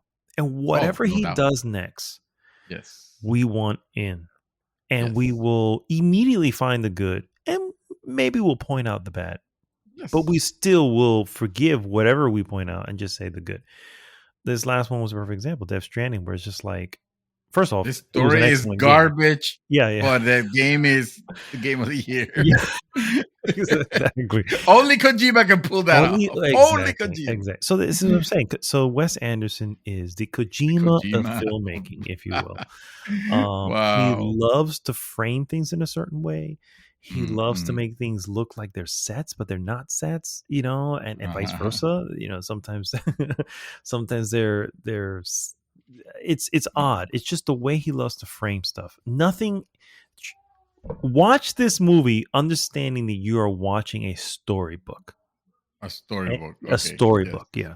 Because that's how he loves to project. Those pop-up storybooks? You open up a page and it just, the whole scene sort of pops up. Yeah. That's kind of what he wants to do with film. And it's just special. And it's just, you either like it or you don't. You know what I mean? So yeah. Anyway. Okay. All right. We'll put it. It'll be there then for next play. And with that, guys, we are back. We were recording this whole time. Holy shit! We sure were recording the 25 minutes that we were both waiting for each other like idiots, not realizing that Zencaster not muting one of us again, and we're just not knowing that we're there. Like, hello. We need to bring this live again. That's what we need to start doing. Side by side. We need to fucking do this. We need. We take turns. We take turns. I'll go over there. You go over here. Yeah, exactly. I think that would work. Exactly. And except that I'm not sure if the mixer is still working and the mics are there, right? The mics are there. Well, we have mics here now. No, that's right. These are digital mics. And these are USB. Although we got them to work last time. Remember when we did episode 200? And 300 and 300. That's right. We did just get into work. That was only 5 episodes ago. What's wrong with me? How did I forget that? Yeah, I guess if we can get it to work, we can get it to work. But yeah. But real quick, guys, I want to just jump into just one major news piece of the week that I think is important. PlayStation had a state of play. Can you believe that? A state of play, guys. State of play exists for PlayStation. Well, finally, because there haven't been any games released this year yet. No, we need to find out what's going on. Exactly, it's been a barren wasteland. It has of games. It still has not. It's quite the opposite. But anyway, so I'm just gonna kind of roll through some of these that have been shown. I'm gonna start with the ones you probably already know, and that, of course, is Returnal. Returnal Ascension is going to get a DLC pack, and this will include both a co-op mode and a new arena, which is a huge tower that you'll have to work your way up floor by floor. Sir, we both own Returnal, and I feel like this is the time for you to come back. And I can join you in this. It's a 2-player. It's only 2 players. So seriously, I would like to try that because I'm curious of how that would work. I bet it'll be a lot of fun. I think it would. Yeah. I can definitely be shooting some. You remember that game that we played that was very hectic? That was very cool. It was top down. Alien Nation. There you go. That one. That was good. Kind of like that was another one of theirs. That's right. Yeah, that was one of they were full circle. There we go. Yeah. Another we one of go. Housemark. Now we Another Housemark understand. title. Yeah. That was another. That was Housemark for real. That was a Housemark title. Yes, Alienation. Yes. We didn't put two together. That's because Returnal was such a leap away from what they do. Yeah, remember they were saying, yeah. "Oh, we're not gonna be doing these small titles anymore." It's like now we're gonna hit you out of left with a super mega game of the year AAA winner. I will say because Yeah, it I was would think definitely so. a winner. It won something for sure. Well, Believe it or not, wasn't it a winner? I think, I don't remember what it won for, but it definitely won a we game picked award. it. We picked it for our game of the year. Yes, I think we did. Yes, I think we did. You're right. But I'm 99% sure. Yeah, I'm 92, but and by that I mean 90 also. And so they what was I gonna say? They were gonna do a live service game, which they can't, and I'm so happy they did. They were gonna do a live. They were stopping, and they were gonna do some sort of live service multiplayer shooter type bullshit that is all out there, and all this bullshit. And you know what? Credit to them. They said, nope, we're pulling the plug on that. They did that. Yeah, and it's not what is delayed. It's like they pulled the plug. It's not happening. Even though we've already seen some stuff for it. And I forgot the name of it, but it doesn't matter because it doesn't exist. And then they come out with Returnal. And it's like, dude, this is what I'm talking about. Play to your strengths. Yeah. Don't go for the buck. Because you know it. There was probably folks who were not all completely sold on that, and I'm glad that they did this. I'm glad that they made that choice to do that, and it worked out in their favor with an excellent game. Yeah, that game was fantastic. Yeah, that game is fantastic. Yeah. The next another item they show off was some more information on Trek to Yomi coming out in the spring. And not just on PlayStation. Apparently it's coming out to PC as well. This moody side scroller looks Japanese as hell because, well, it's Japanese samurai. But is actually being developed by Leonard Macari of Riot Civil Unrest and Shadow Warrior, studio called Flying Hog. Some good information there. I mean, it's just more of a story trailer, so it was kind of like, oh, okay, good to see what that's about. From there, we saw some more Strangers of Paradise Final Fantasy Origin. This is actually coming out here on the 18th, so literally a week away. Sir, I know you're playing the demo. Are you in on the game? Actually, no, I haven't. I have no. I wanted to play the demo to be able to talk about it but I didn't. I downloaded it. But Elden Ring took over. I hear you. Yes, exactly. Elden Ring or Gran Turismo. But no, I am very curious because this is a game that actually you can start playing it right now. If you're interested, because you can download the demo and supposedly you're going to be able to carry over from the demo to the full game, which is, I think it's fantastic. I love when companies do that. Mm-hmm. Yeah, I love that because it lets you it gives you an idea what the game's going to be. Like, this is actually the little definition of a demo, and you don't feel that you're wasting your time. Oh, I just played the demo. I don't want to play the demo because I want to get the full experience when I get the game. Game, I want to play the good game, and then you end up not trying it and not really knowing if it's for you or not. I feel like this way, it's the best of both worlds. You get to play it, and if you like it, well, guess what? You already started it. You know, grind exactly. If it allows you to just keep playing, just grind on it if you can, and that way you'll be better level for what's coming ahead. I don't know what type of game it is. I've heard that. I heard the words Dark Souls thrown there, but I honestly haven't seen gameplay of it. I haven't seen anything other than the trailers and chaos with chaos and more chaos. Yeah. And that's the only trailer I remember. That's for sure. Yeah, that was a memorable chaos trailer. Yeah. Yeah. But I mean, I would like for it to be good because I am a fan of those, third person action games. And if like I'm not. I mean, after Elden Ring, like I'm not asking for that level of difficulty of a Dark Souls game. You know, like I think I have Elden Ring to satisfy me for that for a while. But if it's something that has like elements like that and is challenging enough and fun, more importantly, then hell yeah, I'll be all upon. Mm-hmm. The only reason for you to not try that demo, like I said, you don't waste time. You know, you can carry I over. can, yeah. I mean, if the demo's going to be there, I can tell I'm not picking up. And first off, I have a ridiculous backlog, shit that I literally have installed already, and that shit it's just sitting there. So it's like Right. Stranger of Paradise.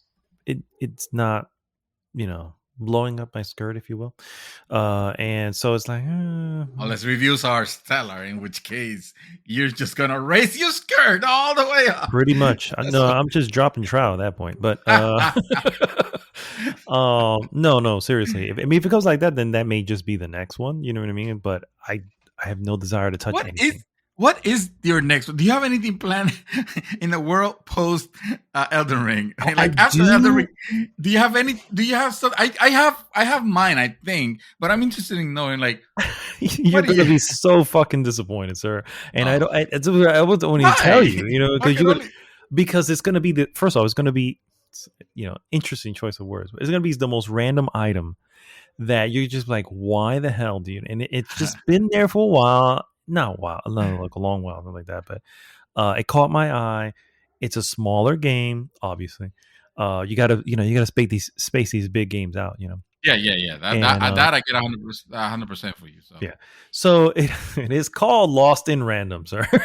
It's literally the name. Random is the actual name of the game. Okay, that is the name of the game, Lost in Random. I have no idea what that is. Of course you don't, because this is a Mad Dog joint. I mean, this is just it's one of those. Okay. It is an EA game, believe it or not. But it's one of those an EA game. Yeah, it's an EA original, which is I'm a little bit more forgiving of, if you will. So I guess we're not boycotting EA anymore, huh? Well, it's like, I can't anymore. I already got freaking 2 of the originals that they did with what's his name, fuck the Oscars guy.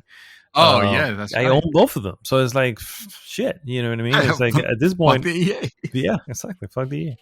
I mean, does that mean that is there a chance of ever seeing a playthrough of yours? Maybe of the Jedi thing, maybe. But the problem there is that that had 2 things against it. Yeah, I was gonna say it has Star Wars, which I am still in a hate relationship with, and then on top of that, EA.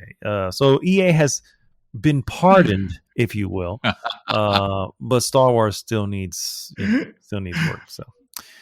So yes, my next game is Lost in Random. That's the one I have. I'm seeing it now on Steam, and I do remember. I do remember seeing this trailer at the very least, and evidently is reviewing very well. Actually, it's like 8. Mm-hmm. That's good. That's really good for sure. Yeah, and very interesting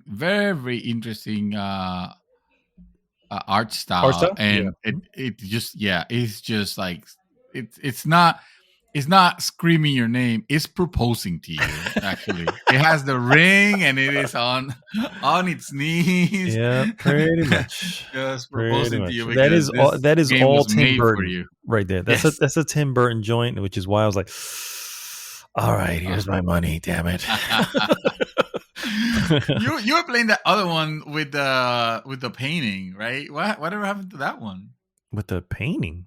Yeah, it was very similar art style, more or less. I would say not super similar, but it was also very random. We can say, and he had you. I don't remember he was spray painting or like. I told you. Yeah, I know. What the fuck is it called? Something. Dream Genie in a bottle. You gotta rub it the right way. Yeah. Fucking hell. Spray paint genie? No. Damn it. Genie. Hold on. Spray paint genie.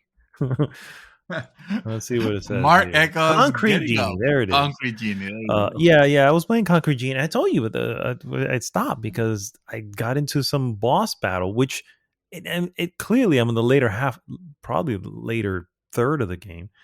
It introduces this weird boss battle thing where I'm not figuring it out. Like I guess I have to do something. It's just it was taking way too long, and I was just like, you've ruined this for me because this is an element that has not been introduced in the entire game up to this point. The story was sort of hooking me, but not completely. And it was almost at that point just curiosity to see it to the end. The moment they introduced this to it, it just said, what are you doing? And it's not like I can't handle tough whatever, but it's just like I'm not finding it. I'm dying all the time, and I don't know what it is I'm doing. You're making zero progress. Yeah. And so, and again, my interest was already waning at that point. So it was enough for me to say, okay, I'm done. So you didn't even bother checking no, at least. It's uninstalled and everything. I was like, I'm done. I'm out. Something like that would have happened, and I'm in the middle of it. And I mean, I guess it will have to depend also on my level of enjoyment. But if it's something that, okay, this is impossible, that I would not mind just going online to check. It's like, okay, I think I did, and it was just saying you need to approach the thing slowly, the creature slowly. Otherwise, you'll freak it out for it to do to start the battle again.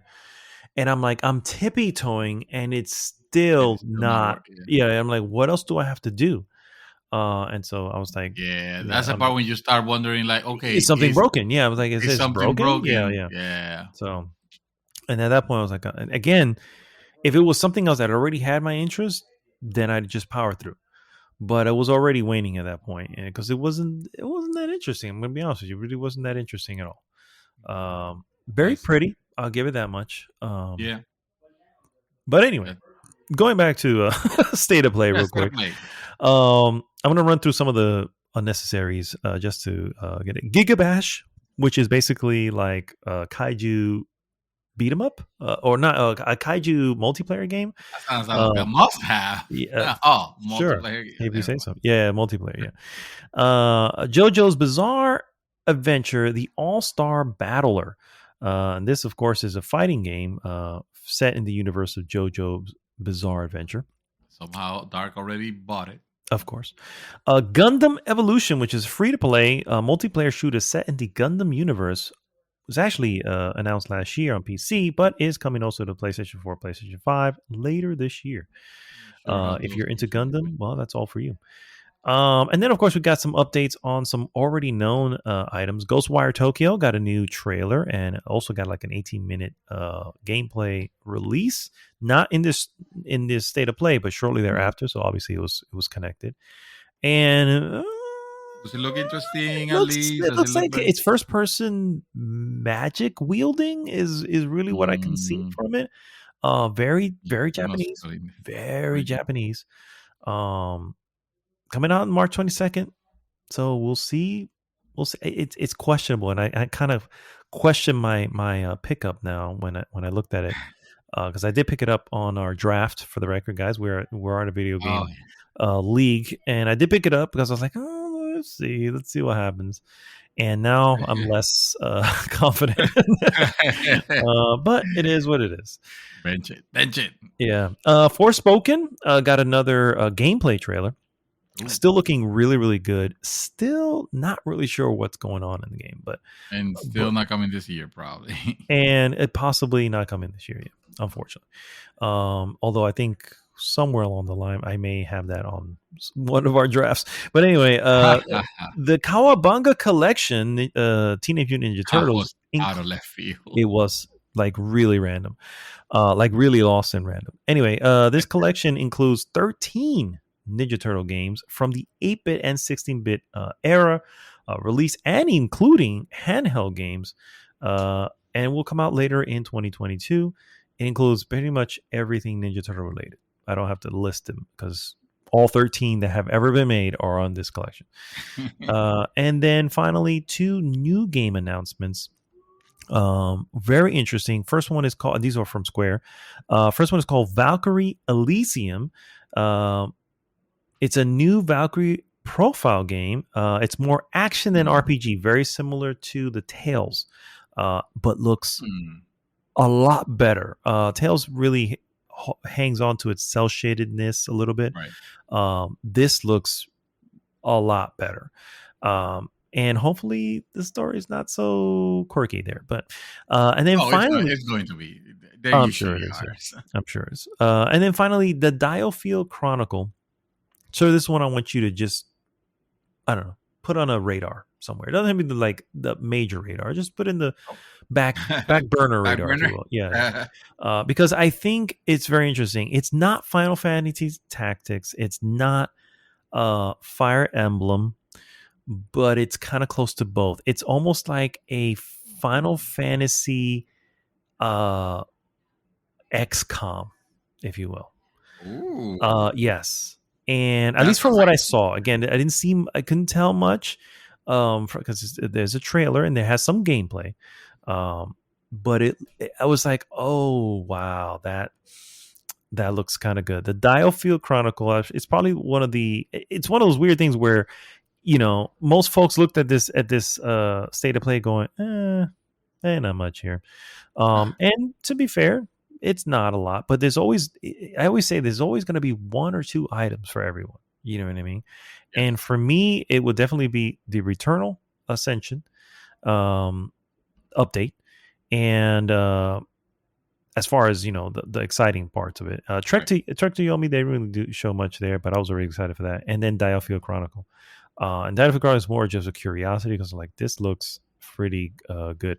I just realized I missed the game. The last one is called Exo Primal. Technically, the first one showed off in the game, in the state of play.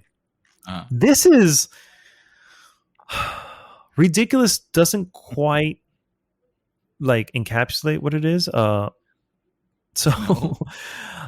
we got an announcement of Exo Primal, a game from Capcom. It looks like someone in management's favorite games in the last 5 years were Overwatch and Earth Defense Force. It's coming to PlayStation 4, 5, Xbox Series X and S, and 1 PC, all in 2023. Sir, I thought it was Dino Crisis when I first saw it. I was like, oh shit, they're doing a Dino Crisis. Definitely.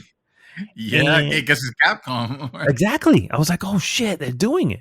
And no, it's not. This is definitely a I'm not even sure what it is, bro. You got to look at it. There is these portals that are dropping dinosaurs into the world, and you have to destroy said dinosaurs. That's essentially what it is. I don't know. Yeah, I don't know. At this point, they're like, hey, we're making plenty of money on Monster Hunter World, Monster Hunter, Resident Evils. Let's do something wacky. Let's just experiment. Yeah. And with graphics that right now look very not the best. Previous gen. Honestly, because they started this in last gen. Yes, I can definitely see it. And I mean, Capcom has been hitting it out of the park lately, so this is not the time to go back. I mean, it's early, right? It's early. True, and you know what? As wacky as it may be a barrel fun. It may be the most ridiculous things. Like, I don't know why these portals are bringing in all these dinosaurs, but the gameplay I think we were just talking about how awesome the UPS Simulator 3000 was that Kojima made. You know what I'm saying? So it's possible. You know what I mean?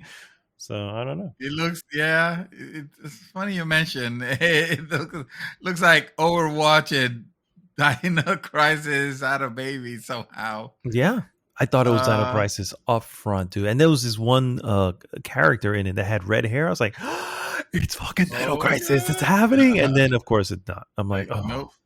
The problem is that none of what I'm seeing so far is selling it in any way whatsoever. Nothing sells at all. For sure. Yeah. Nothing is selling. That's what I'm saying. By the way, that was the very first thing that the state of play showed off, and I completely forgot about it. Yeah, exactly. How about that? I don't know about that. Also, the freaking title screen looks like it incorporates. Oh wow! It incorporates the logo from Monster, the drink. Oh, Monster! Oh wow! Yeah, the Monster drink. Yeah, it kind of looked like it does. Wow. So, and they've been involved with sponsoring in games, I guess. I don't know. Looks completely It looks like a mobile game. There you go. That's what it is. It does look. I don't know. It looks like an online game, and everybody wants a fucking online game. So that's what that looks like. But good thing. Anyway, that's the end I'm of the gonna news. hate on it, even though I have no idea what it is. I'm just gonna straight up hate on it. I'm not gonna hate on it, but I will definitely judge it from the corner. Yeah, that's what I'm gonna do. All right, guys, that's end of the news. So we're gonna go right into our hot topic of the week. Hot topic! The time has come. Oh my god, it has definitely come. Finally. Yeah, and I feel like we've been delaying. I don't even know why. Why are we delaying this? This is what we wanted to talk about all fucking night, and we're finally getting here, and we just been delaying. Good night. As he says goodnight to the visit. That means that we're gonna need to wrap it up now because yes, for sure. Probably Sam's gonna go to bed now. No. We're doing, sir. We're doing this. This is what we've been waiting for all night. So let's get into it, guys. It is time to talk about The Expanse, a sci-fi show that first off started off on Sci-Fi Channel, and obviously, network TV has different parameters than streaming services. And they only made it to season 3, which is essentially book 3 in the series. The series of books is, by the way, a 9-book series. So technically, there can be more after what we've seen. But it doesn't look like it's in the cards at the moment. Anyway, that's beside the point. From there, Amazon resurrected this series. And then seasons 4, 5, and 6 are on, or I should say, were produced by Amazon. And this is, of course, a sci-fi space drama, if you will, action. Space opera. Yeah, we'll go space opera because opera kind of encompasses all facets of. It has a little bit of art. Like it starts, like it looks like it has a little bit of noir in it. Then it feels like it could almost have it does with Western Miller even at some point. Absolutely. It's like it encompasses a lot of genres. So we're gonna call it a space opera. Space opera. Yeah. I'm gonna go with that too. I agree. Star Trek, Star Wars, these are all being considered. Even Guardians of the Galaxy, these are all considered space operas. And yeah, I'm gonna fucking throw this into the mix as well. Sir, I feel like you've already kind of given praise on it, so I'm gonna just start here, if you will, and then I can just throw it back to you if you want. We'll keep this non-spoilery, and obviously we'll throw a spoiler tag in at some point here, so we don't piss off our audience. But no. The 5 of you want to inform. Yes, we want to inform the 5 of you out there about the series, because I feel like this is to me this is a gospel that should be talked about. Here is probably what, in my opinion, it's one of the best shows, one of the best TV shows that I've seen, and cut criminally short in its twice, actually, because the first time on Sci-Fi Channel, and without spoiling anything. Okay. What? I was going to say, without spoiling anything, I feel like where it leaves off is still a comfortable spot. But go ahead. Okay. All right. Yeah. So no, I'm not saying they left it in the middle, but we're talking about that on the spoiler section. What I'm saying is there 10 books, actually 9 or 10 books. You could double check. You said 9. I'm gonna go with that. But there's a lot of material there, and it's books that are completed. It's not like in the case of Game of Thrones that, oh shit, book 6 hasn't been written, or 5, or whichever one it was, and we have a season now where we don't have a material to continue. So, oh shit, we're just gonna make our own shit, and suddenly it feels like a completely different thing that from where it started. Not here. Over here, there's still a lot of story to be told. Even though, just like Mad Dog said, where it leaves it in a comfortable spot that it definitely is considered closing closing the events. I don't think this is something where you will feel too disappointed on.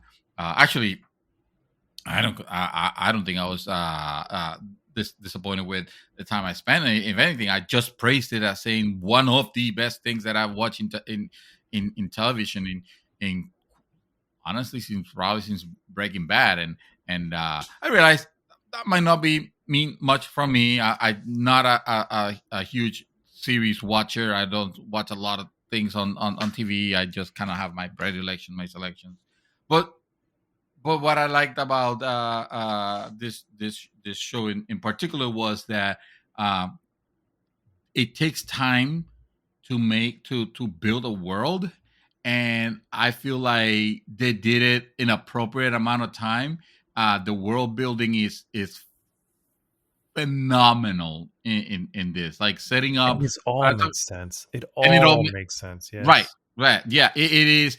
The, this is this is more of a realistic take on high sci-fi. When I say high sci-fi, I mean like years in the future. Like Earth has colonized. Not only they have colonized, planets of Mars and moons and asteroids, but those colonies have actually gotten their independence at one point, and they're their own government entities with their own agendas, like kind of like history. Yeah, yeah. So Yeah, repeating that's itself. Yep. happened. So it's kind of like that. Um, but the author of this book, trying to remember, James Corey. James Curry, yes, or James S.A. Curry, because they need to have two middle names. Of course, nowadays, like yeah. R. Martin, R. S.A. Curry. Yeah. So James Curry and the executive producers of the actual TV adaptation, Mark Fergus and Hogg Osby, um, they have worked. They have made.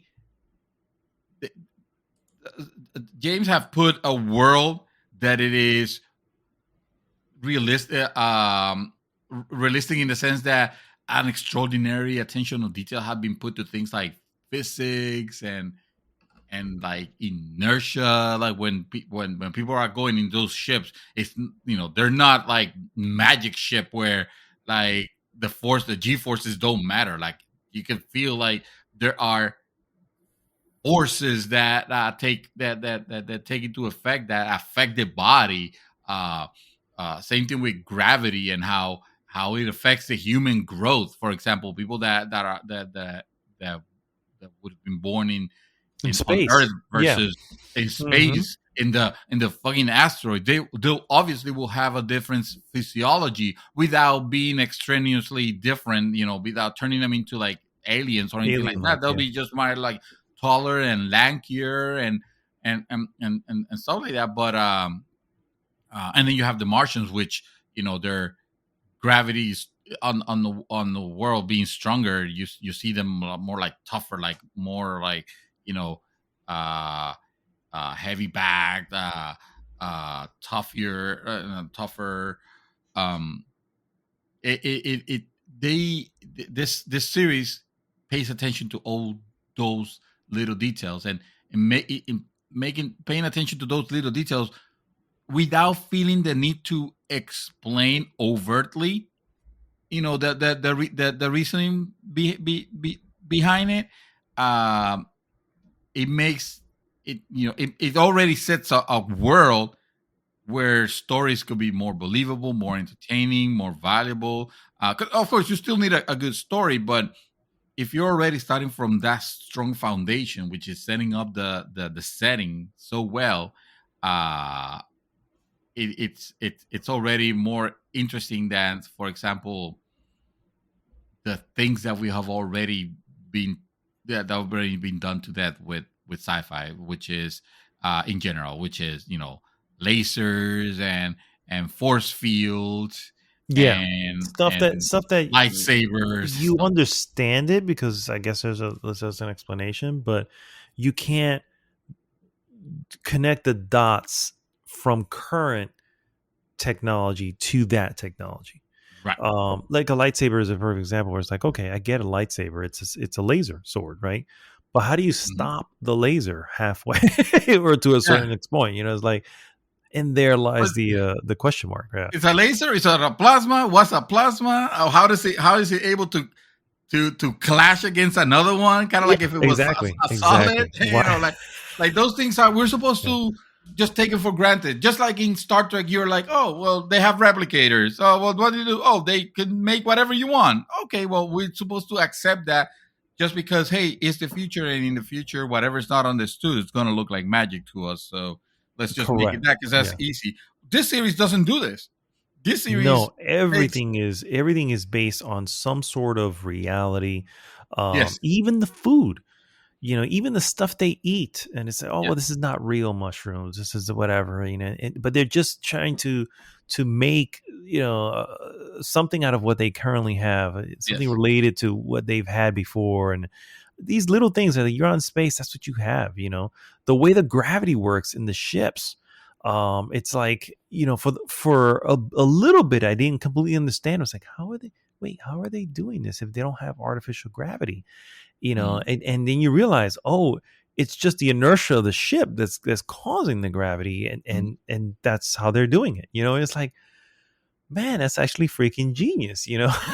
It was like, why? Yeah, Of yeah. There course. were this boots, this magnetic boots, not because they need to be engaged all the time, but because there are gonna be times where A shift's not gonna shift have happens. Yep. yeah, Yep. shift have it. You're gonna need to be grounded to Yep. make sure you're not like And it um happens frequently, and makes perfect sense if you're in a battle or something like that. mm, Yeah, the science behind it is it's sort of fascinating, even though it's easily not easily explainable. But like for instance, there's the way the asteroid um cities work. They work on a mm, spin cycle. So you can't really see what the inside look like, but you can almost tell like in the inside it's probably some sort of halo or cylinder mhm. design because it's consistently spinning, so it's causing that artificial gravity.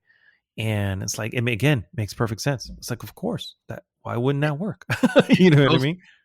they're based on they're based on on science, Yeah, that yeah. that is graspable, that it is that it is understandable. It is not just like magical nonsense. And sure, I'm not gonna say that the show is devoid from presenting you the maybe the magical nonsense. Obviously, we're not gonna spoil anything. But what might appear magical nonsense at first, it has a logic, it has an explanation, it has a reason to existing. It's not just this is the lightsaber, these are the force fields, this is the shields, I love that the and guns are attacking. ballistic.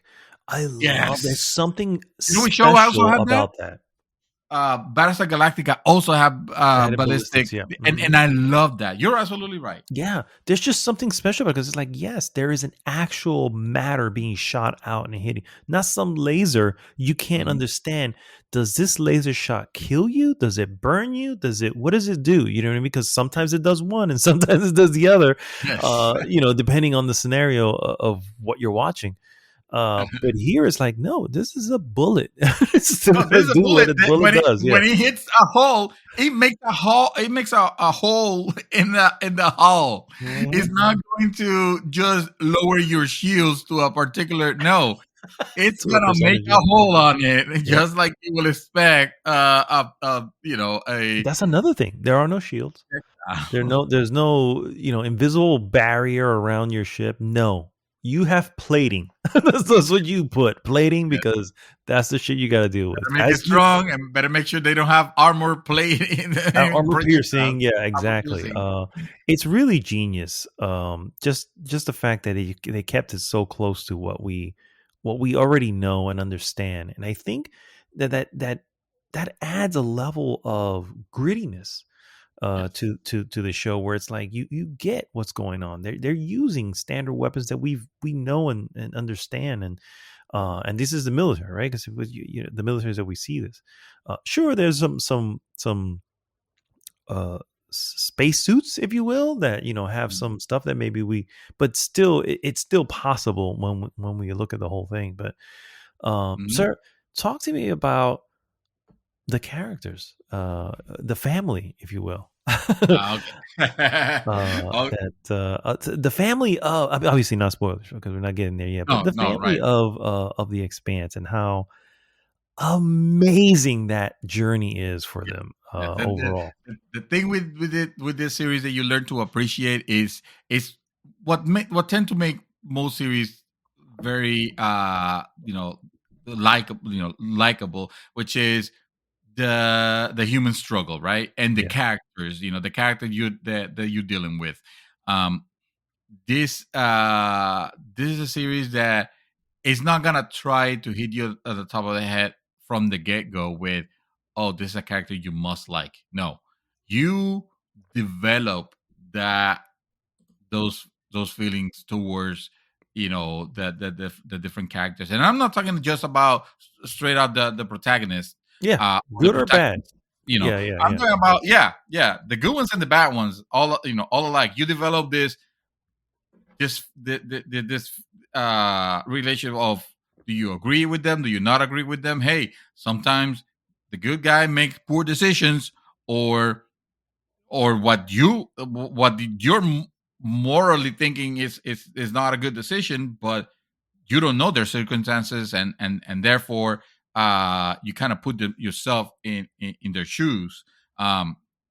So that makes it incredibly interesting. I love the interactions between them. Like, you could tell this was some very good fucking writing. Dude, yeah, top notch. Done.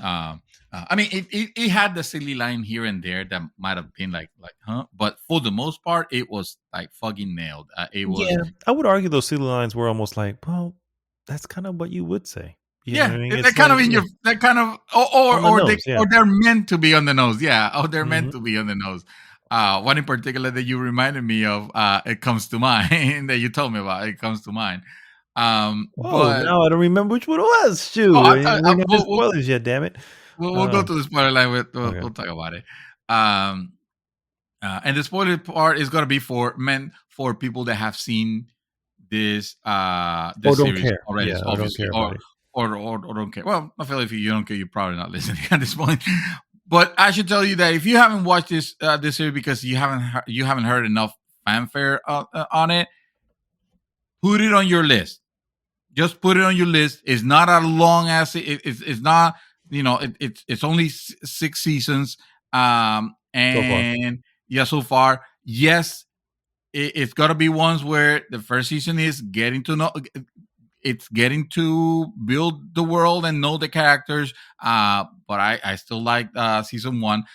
But it's just gonna get exponentially better as you go in. Don't just watch season 1 and be like, and judge it by that, because it wouldn't be a fair assessment. Unless you really don't fucking care at all. Like, I was gonna say, honestly, if you walk out of season 1 like, oh, I cannot.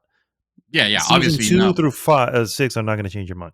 I will argue though that's good, unless you just don't care about sci-fi. That's what I'm saying. It's what I'm saying. If you walk out of that as just like, ugh, then you're like, no, never mind. Because even I through season 1, and I think I spoke about it here on the cast, which it was just like, and not in any negative way. It's just there's certain storylines where you can tell that were a little stretched out because they were trying to get to a certain point. Yeah, they're setting up. Exactly. Well, within that same season. By the time you get to the end of that season, though, shit is rolling. Yes. And so that's why I agree. You should definitely give it that first season. But if you walk away from that first season like you didn't like it, I still say seasons through 6 are probably not going to change your mind, because by the time I got to, first of all, I liked everything in the beginning. I didn't love it. I liked everything in the beginning. A couple storylines that really, again, felt like it dragged. But towards the second half of that first season, it really picked up steam, and now I was on board. Like the pacing just corrected itself. It was like, I get it. You're setting stuff up. It was taking a little bit with a particular storyline. Again, I'm not gonna go into details. Other stuff were like, I just want to go back to them. I just want to go back to hear about them. And you remember very similarly with Game of Thrones, where it's like, I don't care about this particular storyline. I don't care. I don't care. I don't care. I don't care about Yeah. brand broken. Yeah, exactly. Just And so like- it is what it is. But eventually it gets back to the main story, and eventually those stories come together. And when it does, it makes perfect sense. And that all happens in season 1. So that's why I say if you complete season 1 and you still don't like it, then chances are you're not gonna, nothing past that is going to make it. It's probably going to change your mind. You know what? You don't really care for this kind of sci-fi. You know what I mean? Is what it is. Is the only thing I can say. But yeah, I agree that first season is set up, and as with most series, I still think, and again, I'm not going into detail like that. I still think you can definitely see the swap when it goes from sci-fi to Amazon. And it's not a bad thing. It's just, you kind of see it. You just kind of go, oh yeah, I can see where, it's a little bit more budget here. And obviously that's a good thing, what I mean? Because not that the prior ones were were poor or anything like. They did what they could do and delivered an excellent series with the budget they had. But my God, when they're given a budget, you just go, woo, this is a series that can definitely take off. And it did. We were, when I said we, my wife, we were just hooked. Dude, we flew through season 5 in 2 days. 2 days. And that still stands. A lot of fucking episodes. Yeah. That still stands as probably the best season of TV, period. One of the best season, period. I'm not gonna say it's the best. It's definitely, because it's hard to do that when you have different weird shows and stuff like that. But but I will definitely add it to that list. When I think of its kind, I would at least sci-fi. Of its kind, oh, hands down, probably, yeah. Oh yeah, if you're just going with space opera, yeah, probably for sure. But just in general TV, it's up there. It's up there, and it benefits from the breadcrumbs and the pieces that it laid out and everything before. Like, it's one of those things where this season couldn't be this good if they didn't already do the work they did in those in the first 4. And again, not that the first 4 are trudge. I'm just saying that's the payoff you're looking for. You know what I mean? And because that's what it's getting to. And I have to agree. I'm a huge fan of all the cast, or the characters, I should say. Not the cast, the characters. And each one of them just brings a different piece. They all feel very unique. And, for those who care, they're extremely diverse, because I was just going to say that. Yes. I was just going to say that. Like, doesn't it feel like this is the most legitimately diverse, a diverse cast without going into, trying to make it look like it's some sort of like corrective action effort or correct like that. Yeah. It's like legitimate, like, and it makes sense, right? It's the future. We're all divided. We're all everywhere. Suddenly, those type of things. It's really more about where you're from than the skin of the color of your skin. You know what I mean? And so that's what makes. I agree. I 100% agree. And stories have done this, right? We look at I haven't played it yet, but I played the first one, and that was Horizon Zero Dawn. Same exact thing. Whereas, like, at that point, it's just one tribe can have so much diversity just by the looks of the characters, the color of the skin, but they're all the same tribe. They're all the same family, if you will. And that's. That's essence where we're going to, right? It's where we're working towards, is to get to that point where you don't ever have to mention the color of the skin, because it doesn't matter anymore. You know what I mean? Yeah. And there's no nationalities or things. Yeah. Dude, the language is a big part of it. Look at, you start hearing the way the accent and the way the belter. So I should define, obviously, spoiler free, that there are 3 large powers in this universe. You got the United Nations. That's right. The United Nations is still up there. And that's all of Earth. That's all of Earth because they're finally united. Or are they? There you got the United Nation of Earth and Luna. So you got the moon also. You got the Martian Congressional Republic, which obviously of Mars, the Martians, if you will, which are this very patriotic. I was gonna say like group of people, continent. It's like no, it's a planet. This very. Mars. Mars. Think of Mars as Sparta. Yes. It's a military nation, just like Sparta was. Yeah. Mm-hmm. Yes, exactly. But more than military, I would say it's because it's a faction that they're all together share one common goal, which is let's make Mars a paradise Earth too. to live in. Yeah, exactly. Earth is all fucked up already. We completely destroyed it. It up, right? So kill Surprise, yes. Exactly. It's not like that's not happening.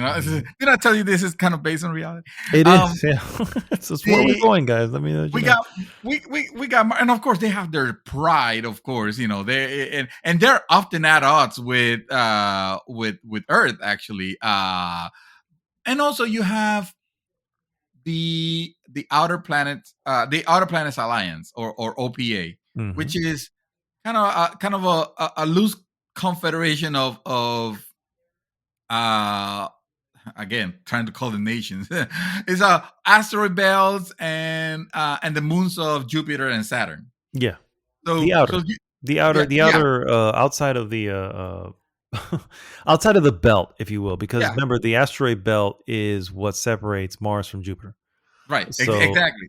So you got those people. So suddenly you have 3 factions, and they all rely on each other. Yeah, that's the most important thing. They all depend on each other, but they're at odds with each other because, of course, fucking humans. That's what we do, Yeah. Let's fight for resources. Let's fuck the other guy. Yep. Let's make life impossible. That's what we lose. That's what we do. That's what we do. This is what we do. Again, did I tell you this is a very cemented on reality and humanity and da-da-da. So I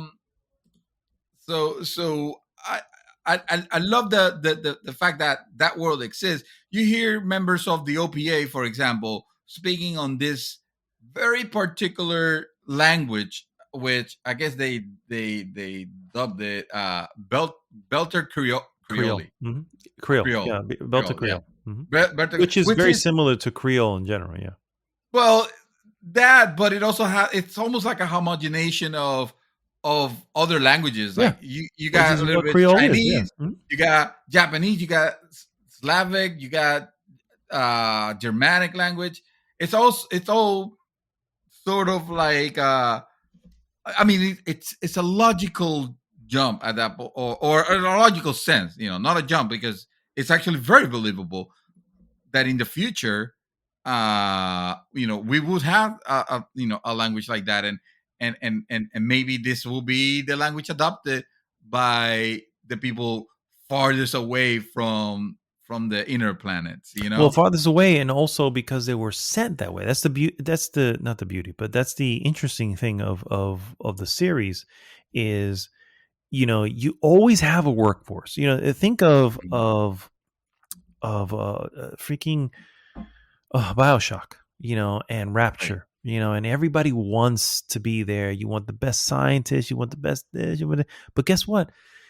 You still have to have someone doing stuff, right? Because these scientists and bright minds don't want to do it. So there has to be a workforce of some sort. And that's essentially what the Belters end up being. I'm sure it started off with just, work. The people get sent out on the ship. They're out there for a few months and they come back. Almost like fucking ship fishermen. They'll do this quick thing and they go out for, a week or two, and they're on sea. They're getting a bunch of stuff and they come back. But they always live at home, whatever. Well, eventually when things get too far, as for instance, Jupiter and Neptune and all these moons were like, that's just far, suddenly it's like, why don't we just build bases? And suddenly those bases are out there. But what those bases are full of workers.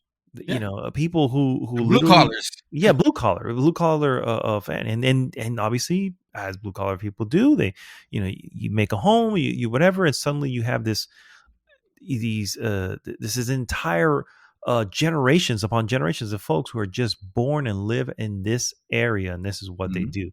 And because they're so far away from both Mars and Earth, they just, you know, it's just their third world as far as That's they're the concerned. and imagine being born you know on in space, basically in space, to the point where just visiting Earth will hurt you. Can physically hurt you. It can physically hurt. It physically hurt and you. become fatal depending on the situation.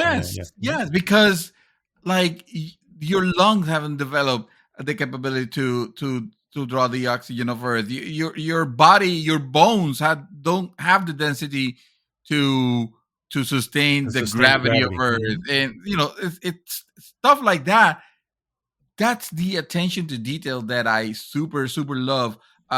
You know, things like even little details like recognizing the fact that, oh, you say you're X years old, and you know, even though we're belters, we still count you know, our how old we are by the rotations of Earth. You know, it's like realizing that, oh yeah, that exists. Oh yeah, you know, the day and night cycles are gonna be completely different, or they might not have you know, standard day and night cycles because of the way their worlds work. You know, they're the particular, because I mean, you live on the of an asteroid or on a moon of Jupiter.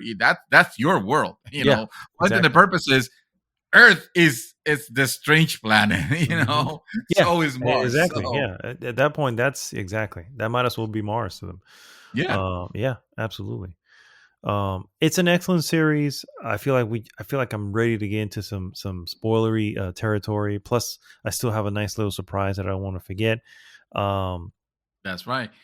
So this was a series. I meant I forgot to say, this was a series that my wife watched all the way to through the end of season 5, and she told me, oh no, actually she saw it. She kind of, again, unless I'm already interested on it, if I don't know about, if I have no like nothing sparks the interest because I don't know about it, it would completely pass me. But there was this little trailer, like I've seen, like I saw the name many times on whenever I will fucking turn on Prime Video to watch Miss Maisel or something like that, and it'll always have that thing about the Expanse, but I paid it no mind.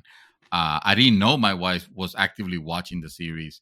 I just I remember passing by a particular scene that I will tell you later on which one it was, and stopping to see, and me thinking like, that must be an interesting sci-fi movie because of the things that I was seeing. I was like, okay, that looks interesting. I'll probably ask her later, you know, what that was about.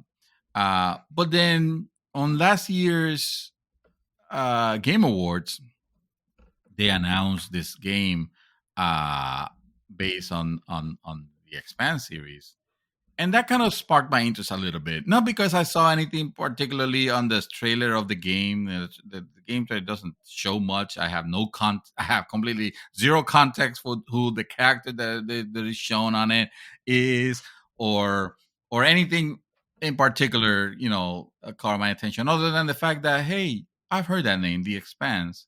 I see it on TV. I asked my wife. She's like, "Oh yeah, no, that series is great. You need to watch that. You need to watch this. So you want to watch it?" And I'm like, "Honey, but haven't you watched them all the seasons?" Because at that point it was all the seasons up to season 5, and season 6 I think it was still coming. And she's like, "Yeah, but I'll watch it again with you." And I'm like, "Is it that good? You be okay with watching it?" And she's like, "Oh, you have to see this." I'm like, should have said it sooner then. Okay, I'll start watching it. And I did, bro. And I'm not gonna say it was with the first showing. I was hooked because obviously I was learning this stuff. But let's say 3 or 4 episodes in, I was already like, okay, this is interesting. This is interesting. I want to continue watching more. But that's, I mean, by the ending of the first season, I was like I already knew I was in it. By season 2, mid season 2 is when I was already sending you the message of, oh, dude, you gotta watch this. you gotta watch, even not knowing what was coming, but knowing how the enjoyment of it. I was already mentioning it casually to you, but and then season 3, I'm sure that I was driving it home, like, dude, no, seriously, you gotta watch this. Yeah, and my wife watched it twice, and she was happy. Yeah, and I had immediately put it on my list, and I'm glad that I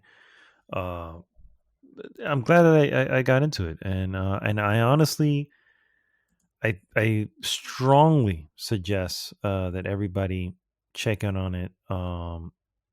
Just do it. I mean, if you like sci-fi at all, I mean, you have nothing to lose. Believe me. Not only that, but and only help really us good bring stuff it to gain. This series is excellent. Help us bring it back. Help us show Amazon that this is actually something. This is actually something special, because it definitely is. At the end of it, this was we don't get often. I mean, we get a lot of sci-fi, but we don't often get sci-fi that is kind of special, that it's almost like event like. I feel like, I mean, last one I could remember that was something like completely different and in a cool way.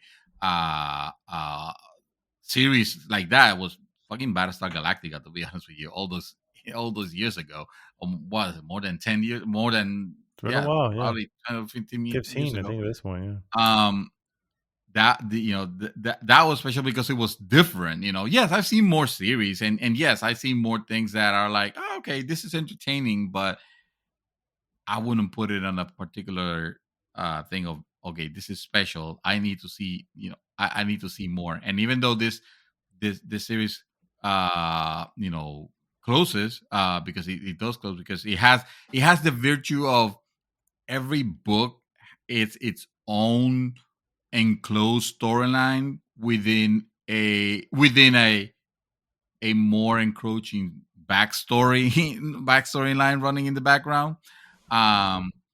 So it's lucky to be that way, because you can finish watching season 6 being like, okay, this is the end of season 6, but God knows what the future holds. It's almost like I'm pretty sure I know where it's going to go. Obviously, we can't talk about it now. Obviously, right. But it's still. I mean, you would think, but I kind of wonder. I need to read those books to find out. I honestly, I want to give it a bit. I want to space it out. Yeah, and I'm just gonna go with I want Amazon to make that choice, and if they make the choice to have another one, then I will not read. I will wait. The reason for that, because in the end, let's be real, guys, the books tend to always be better than the show. Very rarely does the opposite happen. So because of that, I've learned the best way to appreciate them both is to actually watch either the movie or the series first, and then go to the books, because you have an appreciation for both that way. Yeah. On the opposite end, if you've read the books and you go to the film or show, then you're always going to be like, oh, they missed this. They left that part out. Yeah, exactly. Yeah. Because it's always going to play second fiddle to the book. So it needs to be adapted to 45 minutes. Every episode. So that's hard. But so anyway, guys, I think with that, we're going to just say, go watch this. And I think we are going to throw up before we put a flag. Are we scoring it? Are we giving it?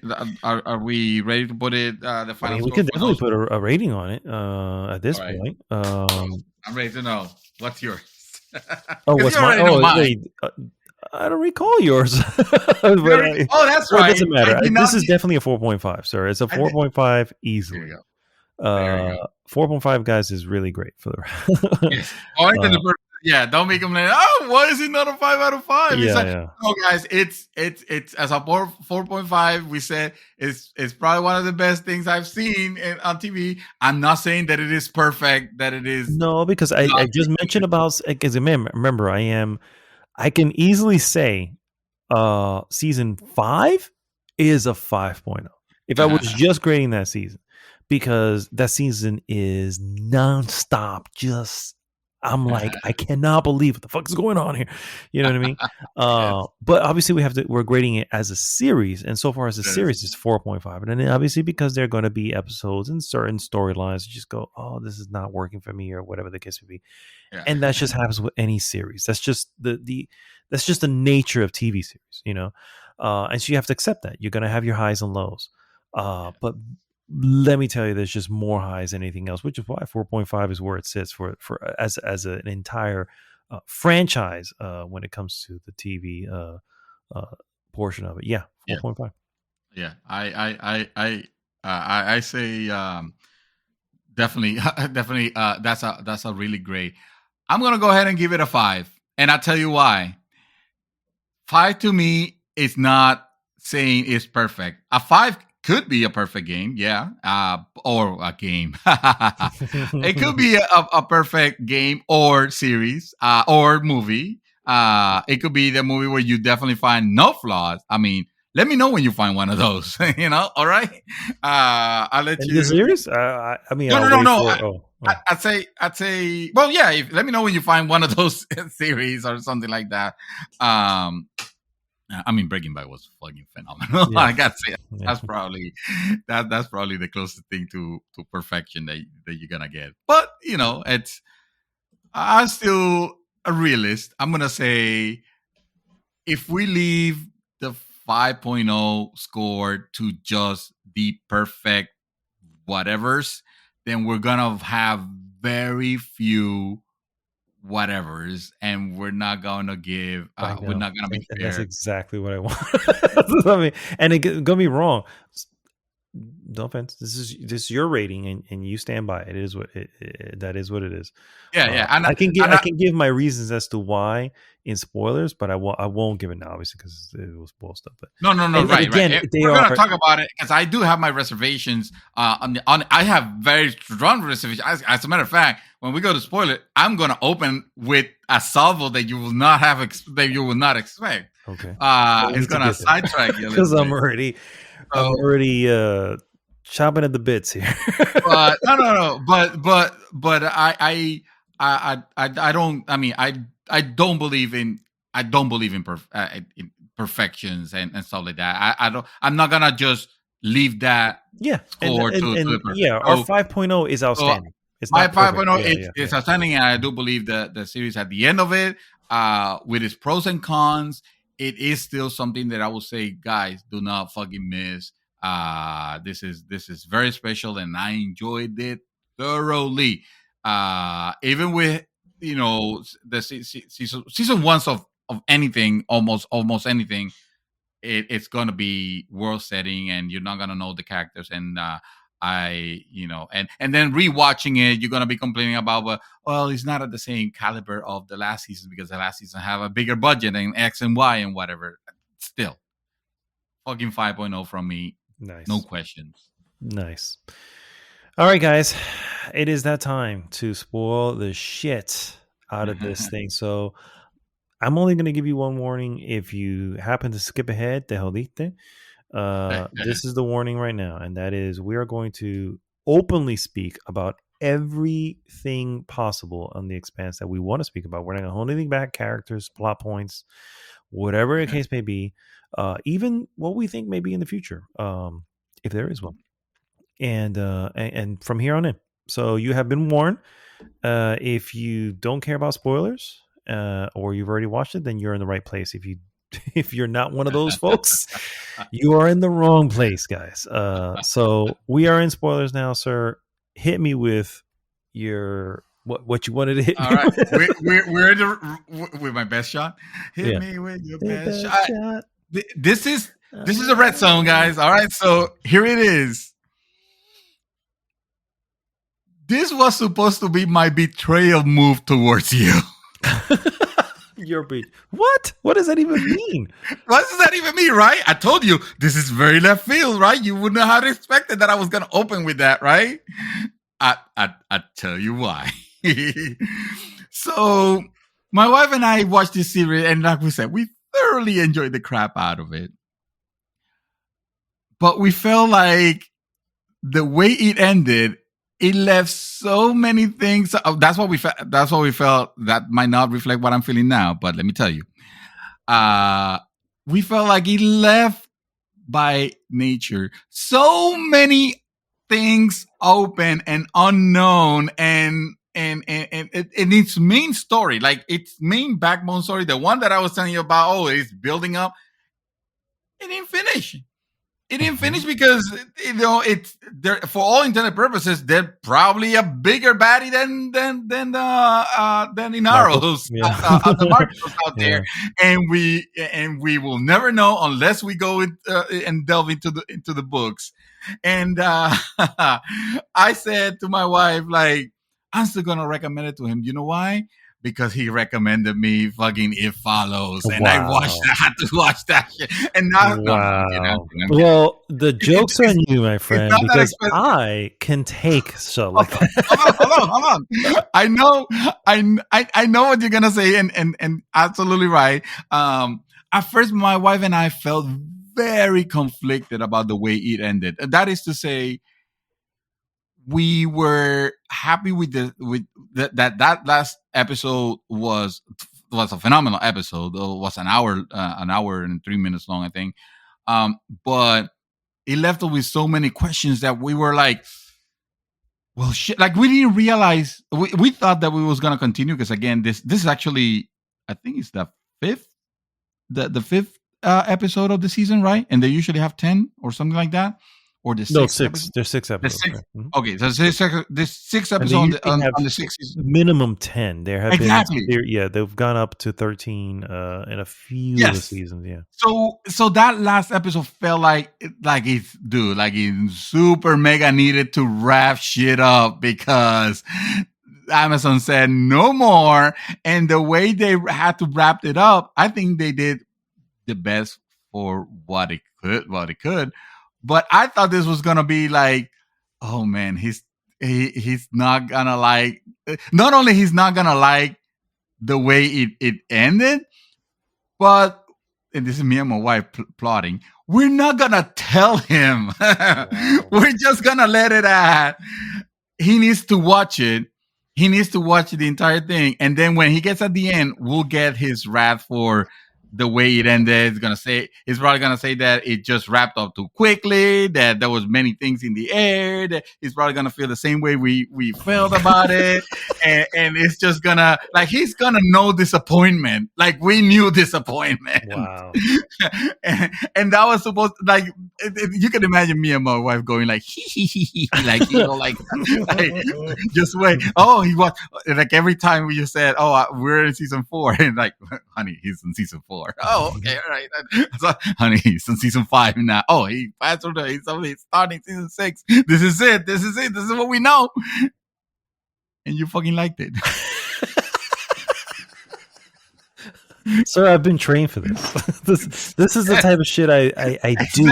Okay, you have been trained for this. If we completely oblivious to the fact that, oh yeah, he knows how to handle this shit, and to expect that to be prepared for it.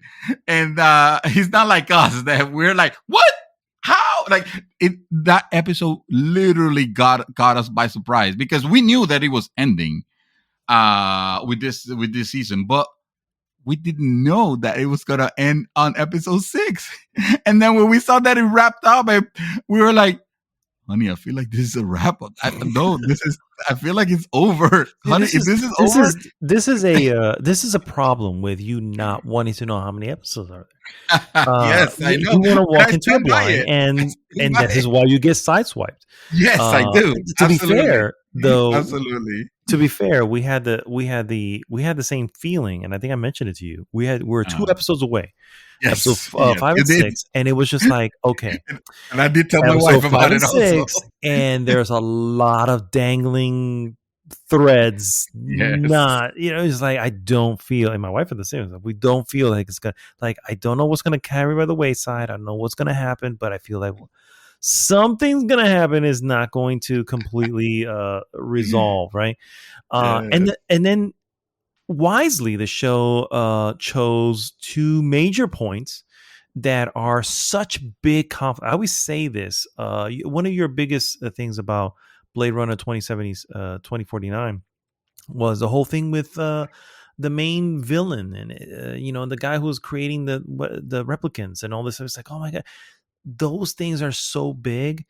You can, it's just like those are not going to be resolved, in a 2-hour film. And here it's just like this thing is so, the proto molecule and what's going on out there. At that point, already knowing we only had 6 episodes left, and Marcos and Naros is still there, and it's like, okay. And then the sad part is that this series, the season, I should say, decided to create this entire plot point with this kid out in Laconia and resurrecting her dead brother and all this stuff. And yes, I was like, whoa, these guys are. So it's like, are they? And the reality is, I feel like they did this almost on purpose, and I feel like showrunners do that. Yes. Because it's like, okay, they're going to paint us into a corner, the producers. Fine, we'll paint them into a corner by leaving certain plot points hanging, and then leave it on them to say, hey, if you say no, then it's on you, not us. Yeah. And to be fair, that's kind of that was kind of the DNA of the show, where you had these plot points that ended and began in the middle of the season. A perfect example is going back to season 2.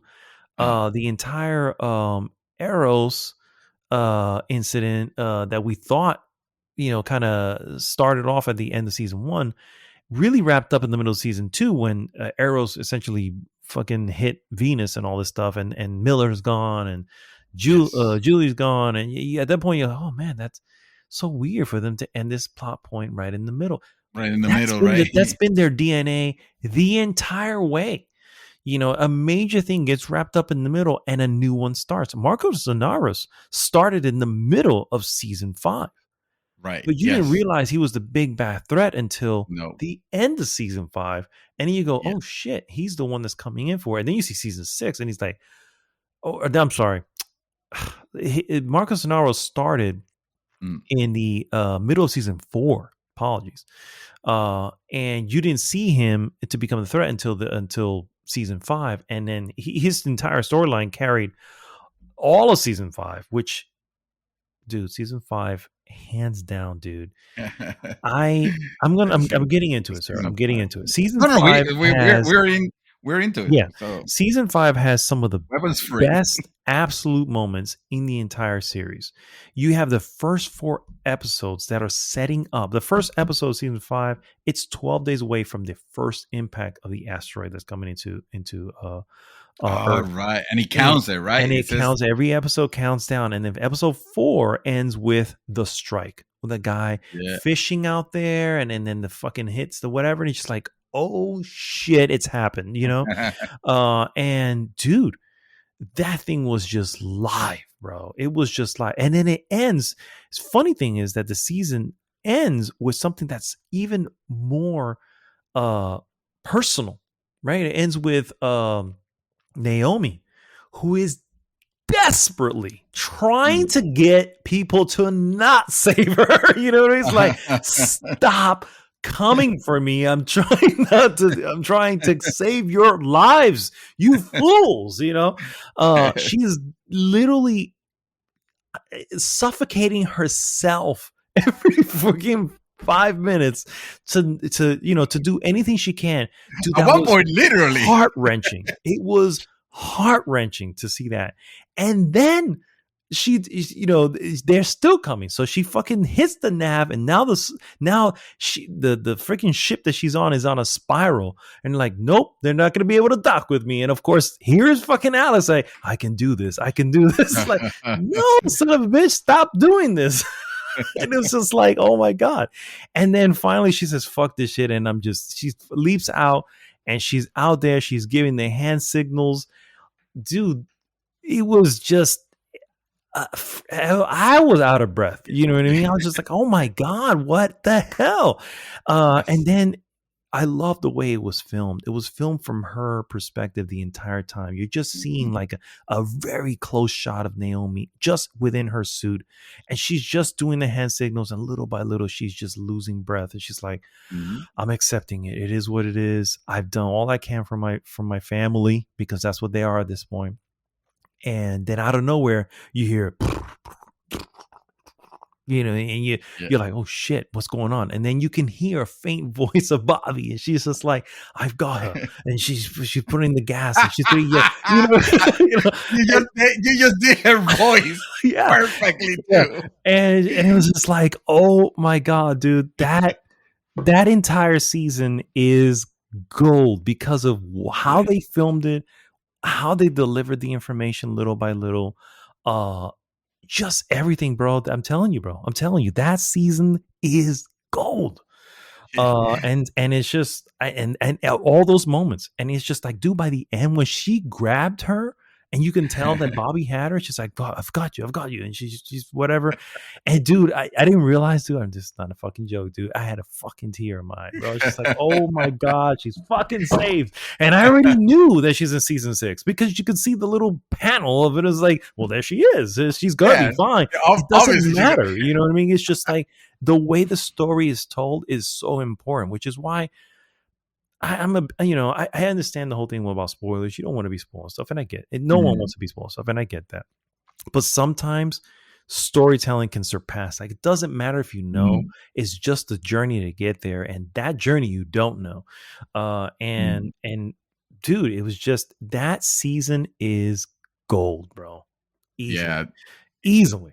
There's no denying it. There's just nothing better than that, bro. And so that's probably one of my. Go ahead. Super hats off to Dominic Tipper, the actress that played Naomi, for her performance. I'm, with few exceptions, I am pleased with everybody's performances, with few exceptions, but I think she was like extraordinary, especially and I remember that whole ordeal that you're describing, for her, and the way that she's doing this round trips towards a certain section of a ship that was booby trapped, that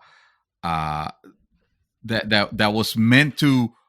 It was basically a trap for the Rocinante, go in, to try to rescue, and then the shit will blow up because it had a proximity sensor. And she was like, with her knowledge, her engineering knowledge, she was just like doing this, going to this section of the ship where there was no air, and she had very limited amount of time to work on it, and she had to go back and then I'll tell it back to the area where there was still air and try it again. And this was taxing on her body, and you can see like, oh, you said that you were suffocated at one point, like that whole section, even though they did it for a while. I was suffocated myself. Not to mention her escape from Marcos, which in itself could have killed her. You know what I mean? It's just like at that point she was already pretty much dead. Getting into that ship, and that escape was serious as well. A lot of the moments of what is called in the show, spacing. They could have spaced you for this. You know what I mean? And all this such like, whoa, this is. That leads me to another intricate moment, which I've always said that the best characters are the ones that you understand where they're coming from. It doesn't matter if they're good or bad. It works well when they're bad because you are always heartbroken. You're always confused. You always like, I don't know how I feel about this character because they are considered the bad guy, but I understand them. You know what I mean? Yeah. I don't consider them the bad guy. And this guy wasn't a bad guy, but he was prior to where we met him. And that of course is Ashford. Ashford yes. is one of those characters and when you first meet him, you're like, I don't like this guy. He is trying to one up Drummer, who, by the way, MVP of the series. Let's call it what it is. Let's be MVP real, exactly. of Yes. the freaking series is Yes. Kamina Drummer. Yes. I mean, dude, it hands down. There's no debating. There's no debate. It was a very close call with Frankie Adams, the actors that play Bobby Yeah. Draper. Yes, I fucking love.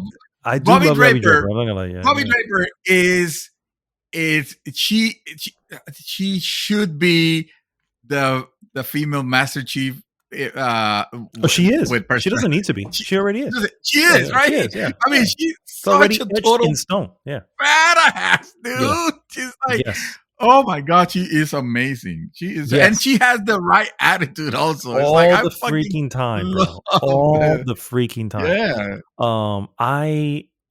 I was concerned on her. I don't remember what season that was. Season 4, I think it was. I think it was when it started on season 4, when she started, getting involved with these dealers, and it was just like, oh, what are we doing here, Bobby? What are we doing here, Bobby? Yeah. But then as things progressed, it's one of those things where it's just like, it makes sense what she was doing. It makes sense because it just led her to where she needed to be. It's one of those things. Guys, this show has lessons for life. Here's the lesson, kids. Kids, gather up. The lesson for life is this. You may find yourself in a place you don't want to be or doing something you don't want to do, but understand that there's a greater purpose for all these things. Yeah.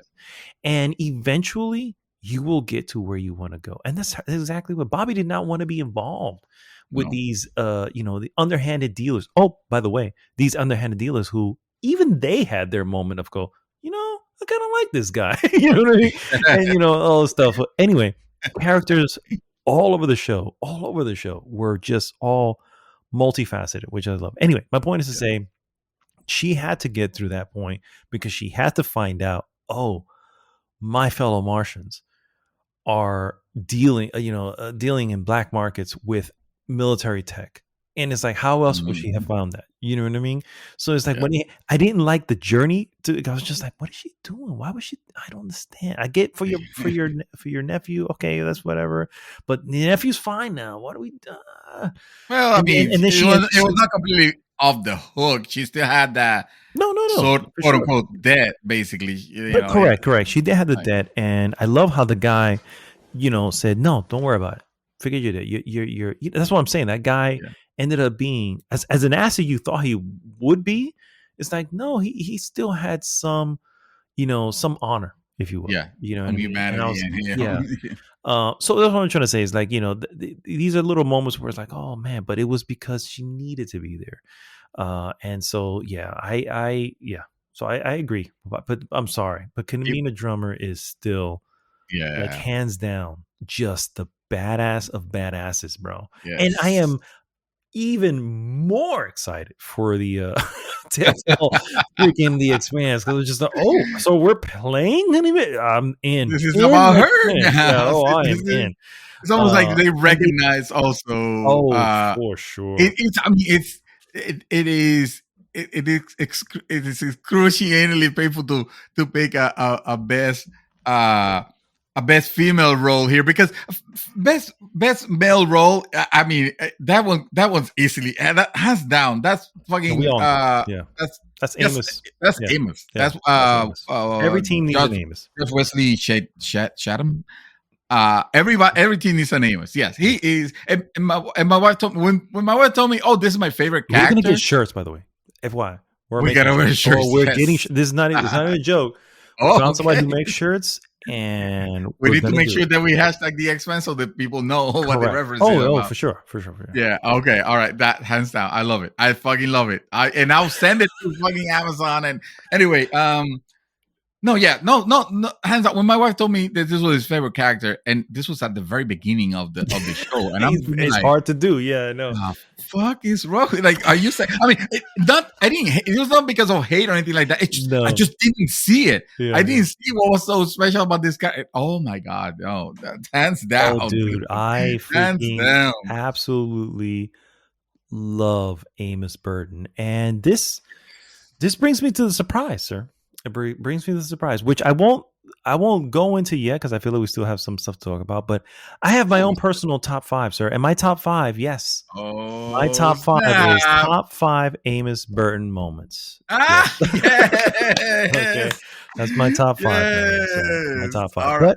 I want to finish. Go ahead. I'll let you finish about the Amos whatever, and I want to continue to.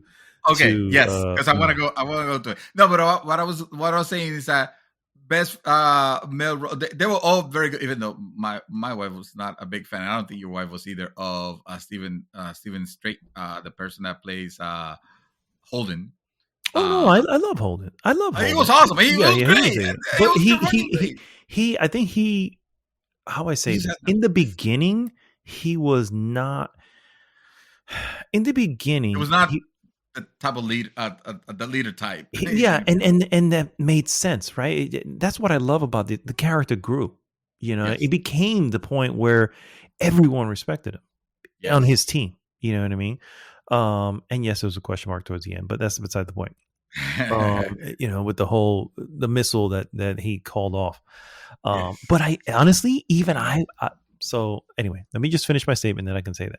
But yes, I understand he was always just a little bit off, like a little bit like he wanted things to be he was basically Captain America, which Captain America can be my wife said that excellent character, but he can also be grating because you're like, dude, it's revenge time, bro. Yeah. We need to do this. You know what I mean? It stopped being so good. Yeah.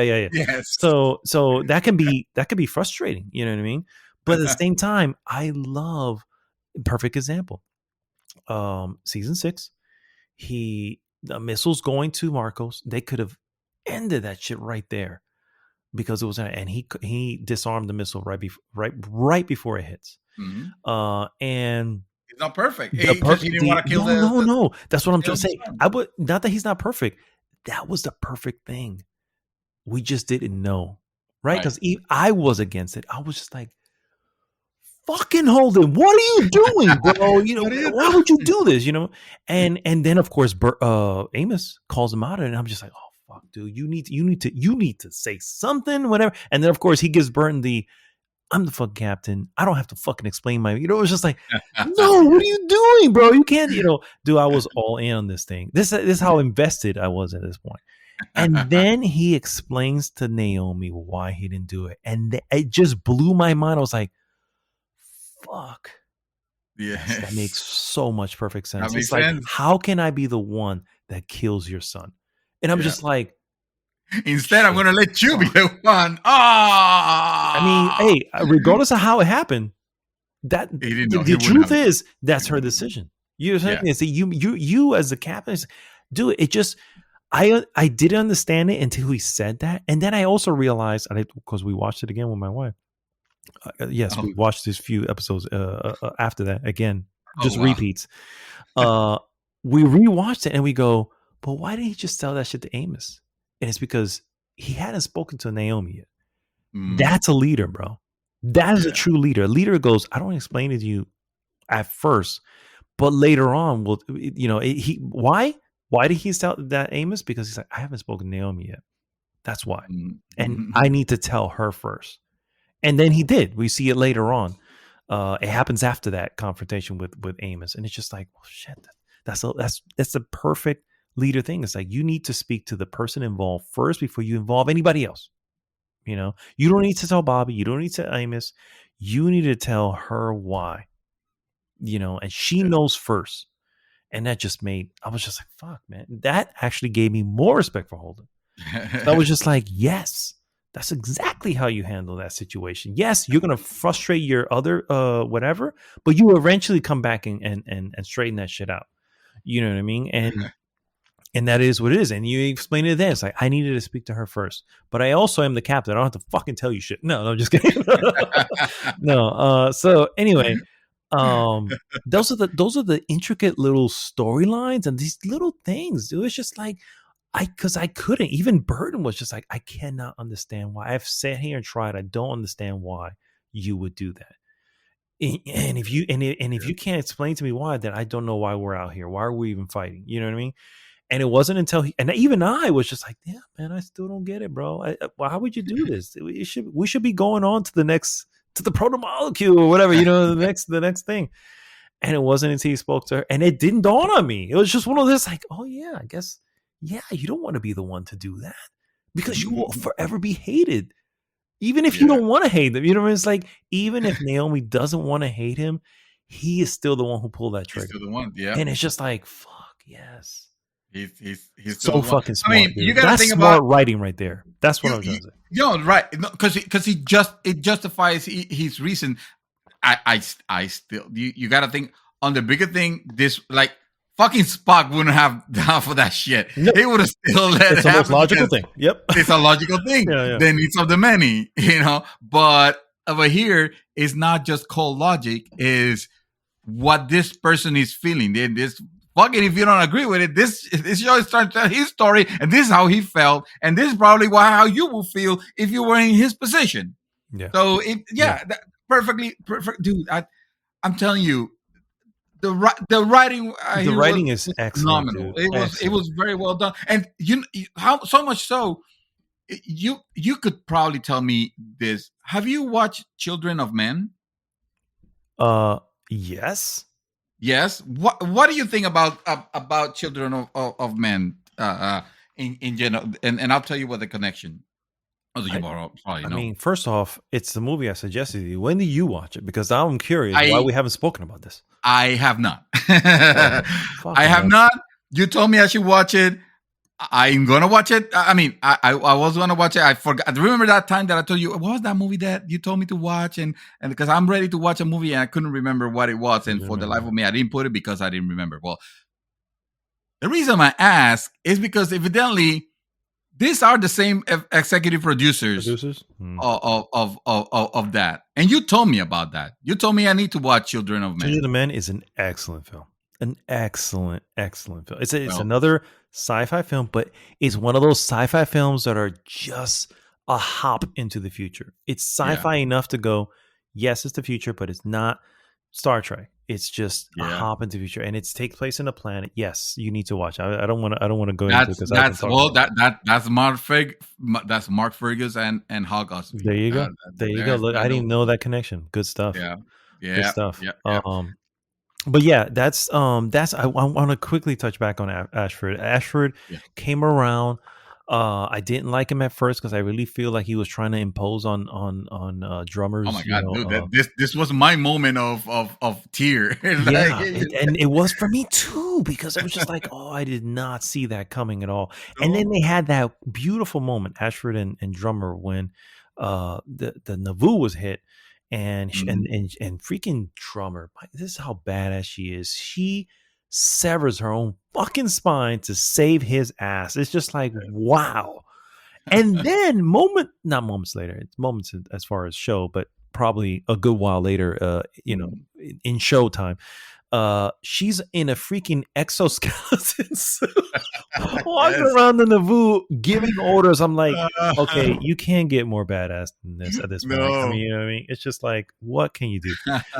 And then, of course, Ashford, obviously, at that point, he's just like, nope, she is the real deal, Holyfield. I'm following her.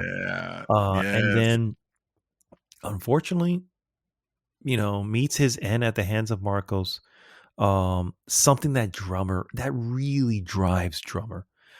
Drummer has a line later on, and I want to say it is in my favorite episode, period. I can't tell you the name. It is in season 5, which is my favorite season.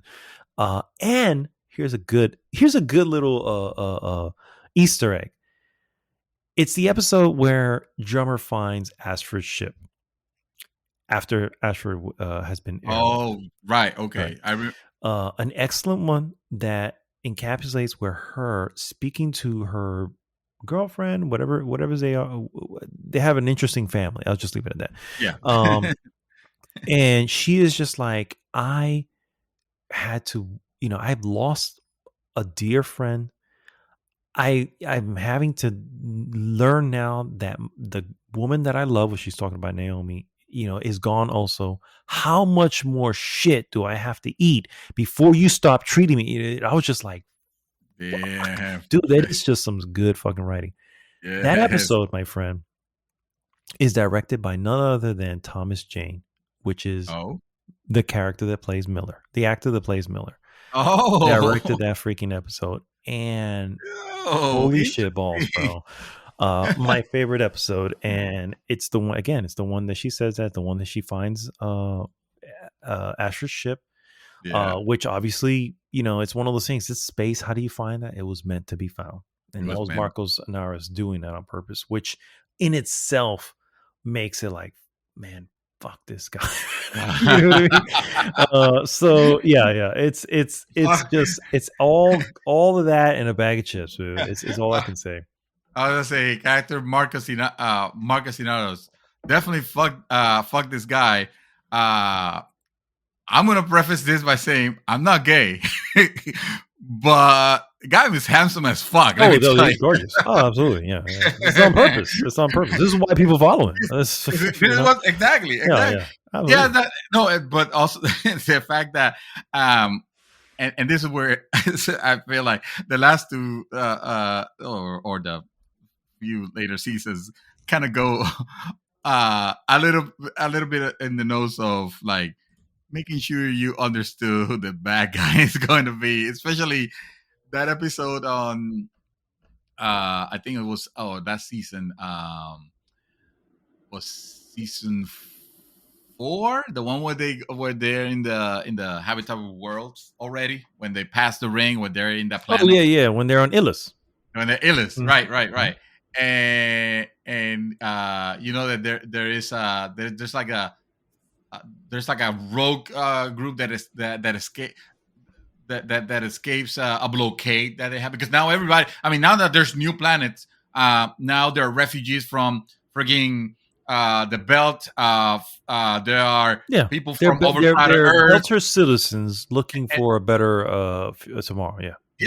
And from the overpopulation of Earth, there are people like escaping, trying to make a better life. There's Martians also are trying to escape. So there's this blockade, because suddenly it's like we don't know what's out there. And there's this ship that escaped that blockade and was able to like settle on one of the worlds which they end up calling Ilus. And they send a team. Well, no, Ilus is the name of the planet. They ended up calling it something else. I'm trying to think of the name of it. Go ahead. Oh, okay. Well, they end up calling whatever that planet, and they end up going. The thing is that they send this scientific expedition, I guess. Back New Terra. That was the name of the. That's the name they called it. Was New Terra. I was trying to make it New Terra. Okay.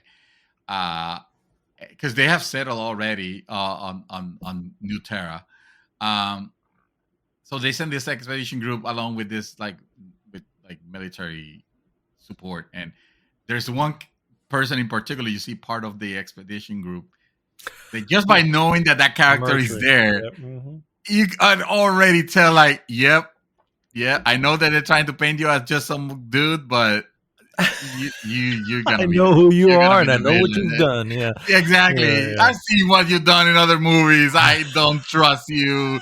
I don't. And sure enough, it ends up unfolding exactly as you do. As you. Oh, you don't know how it unfolds, but you know that he's gonna end up being the asshole. Yeah. And not only that, but you reminded me that there's a line on the show where he actually acknowledges the fact that it must be because I had that face, and it's like, yes, motherfucker, dude, it nailed it. The moment I heard it, I was like, wow, these guys just knew it. And you know what?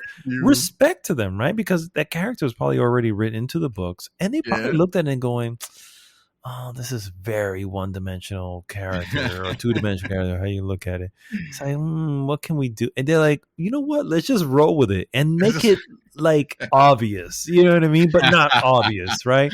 And so let's Oh get a my character God. a character actor who always plays the villain or the antagonist of Yes. whatever, Oh and God, throw now him I'm in going there. to It's know just who it like, is. just make it obvious, right? And then that's where we're left. Where we're going. The moment I see him, I'm going, oh, Yep. he's gonna That be a is the pain in the cat. ass. I That can is already see he's gonna be absolutely. a pain in the ass somehow. I don't know how, but he's gonna be a pain in the ass. What was Y he? total What is was his exactly character? What his was his name was name? Mercury. What was his character? Yeah, Mercury. Yes. Mercury. So Yeah. if it's Adolphus Mercury, that will be Bern Hugh Winchester Gorman or Bern Gorman. He's Is yeah. I don't know his real name, but I've seen yeah, him in other that's what he. stuff. I've seen him in the series too, where he He also was in Dark plays. Knight Rises. He was in Dark Knight He, Rises. yeah, Yes. he was in Yeah. Game of Thrones Yeah. also. He Evidently, was, he was in Game of Thrones. He's Yeah, I'm telling you, okay. he just fits the bill Just wherever he yeah, goes. Yeah, it's like, my gosh. he's that character. He's Yeah, that character. no matter what. Um, funny of all this, I mean, I hold every season. I hold in very high praise, and I would say probably this one is probably one of the little bit slow, even though it was super interesting. Don't get me wrong. But because it was the same setting and it was all that, and it was always on the planet, and not space shooty out. You know, me and my wife were like, this will probably be our least favorite, but it's still amazing. It's the highest agree. rated. It's the I highest agree. rated one in Rotten Tomatoes. Well, Of I all this. agree in the sense that because you got a lot of characterization out of that. You didn't get a lot of plot, but a lot of No. character build. Yes. And that includes everybody. Amos, Yes. the situation with Naomi, right? She's never Yes. been on a planet with gravity, and now Gravity, she's on yeah. her first one, and she's trying to learn that, and then what she's dealing with that. Mhm, And then mhm. the after effects of someone who wants to do good, but actually led to the tragic death of many, which is the woman. I can't remember her name now, but Oh yeah. Right. and then you have everything that happened with. Oh, by the way, Miller is in that. As a figment. He's a Yeah. figment of Surprise. he's in that, and he's the one who helps to try to do whatever and inside the whatever that temple is. And then you have those crazy fucking moments with the slugs and the people going blind. people going blind. And it's just like, what the It was fuck is scary a as weird shit. shit? But it's like, well, it's an alien world. Weird shit is tend to happen, and it dragged. Not it dragged. I feel like drag is the word. The pace maybe slowed down a bit, because of this. But in the payoff in the end, I think it's worth it. And that's the whole deal. That's the whole Absolutely. deal. Is like, you know what? It was a good change of pace. Correct.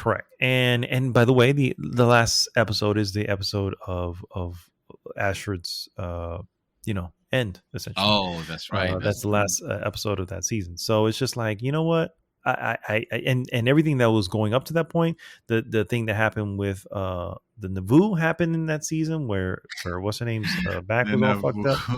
They fucking bring they the first time I heard is like, did they say the Mormons are here? Did I hear that right? Did. And they fucking stole from the Mormons. They stole from Yeah, the I was like, Mormons. wow. Mormons can never catch a break.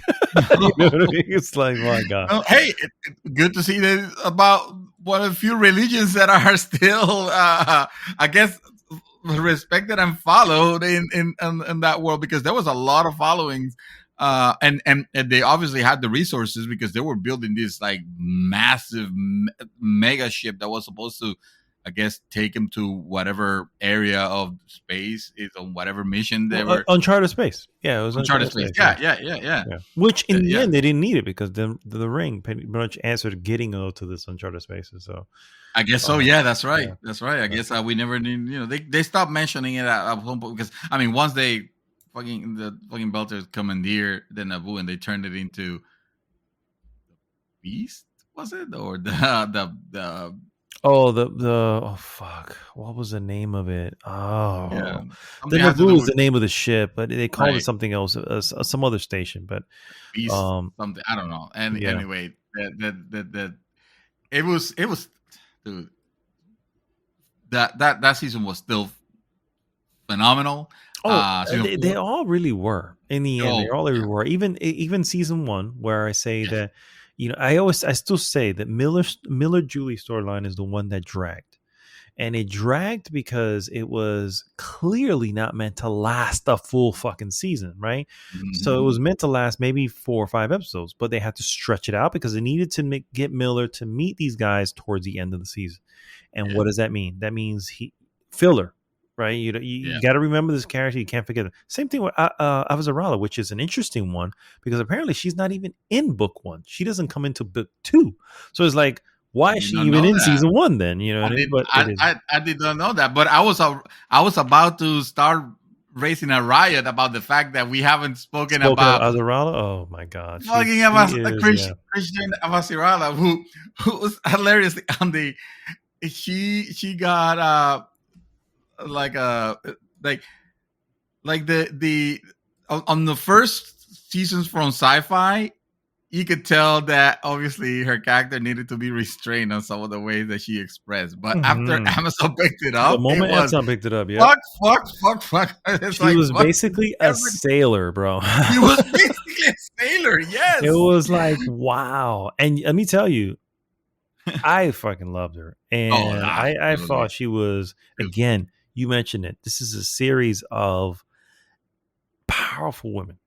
Yes. Women who, and not to say that the women are playing, that the men are playing second fiddle. It's just really both men and women are just toe to toe. You know what I mean? And that to me is amazing. And Avazarala was fucking firecracker, bro. Firecracker. And believe it or not, I don't know if you know this, she's fucking 70 years old. Can you believe that? She's how old? 70. 70. Yeah. Wow. Yes. Unfreaking believable. Bro. Yeah. I mean, I would date this woman. Yeah. If I had a chance, I mean, no, I'm married, but if I wasn't married and I had a chance, I saw it. Anyway, I'm not gonna finish that. I'm sorry. She's 69 years old as of right now. She will be 70 in May. And she doesn't look any of that. Yeah, she don't look anything close to that. So respect to Avazarala, respect to her.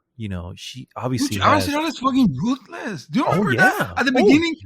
What she's fucking torturing that belter by just having him hanging because she wants that information. It's one of those things. It's like you don't see, and this is typical. She's like, that must hurt, right? It's you try to hurt us, so it's like. Yep. Holy shit! This woman, like I thought, okay, she may be. At the beginning, I was like, I'm not sure if I trust her. She might be one of the back ones. I wasn't too sure. I mean, just her character, just her the actress and the character alone, I understood. And then, of course, the other guy that she was constantly on, that was working with her, but really wasn't with her. He was working with Mao. And I was like, oh, so she is good. She just needs to figure these guys out. Yeah. And I will never forget her confrontation with him when she basically lays under the table. I will freeze their assets and do this and this and that. So you make sure that he's here. And of course, she doesn't know that they're together.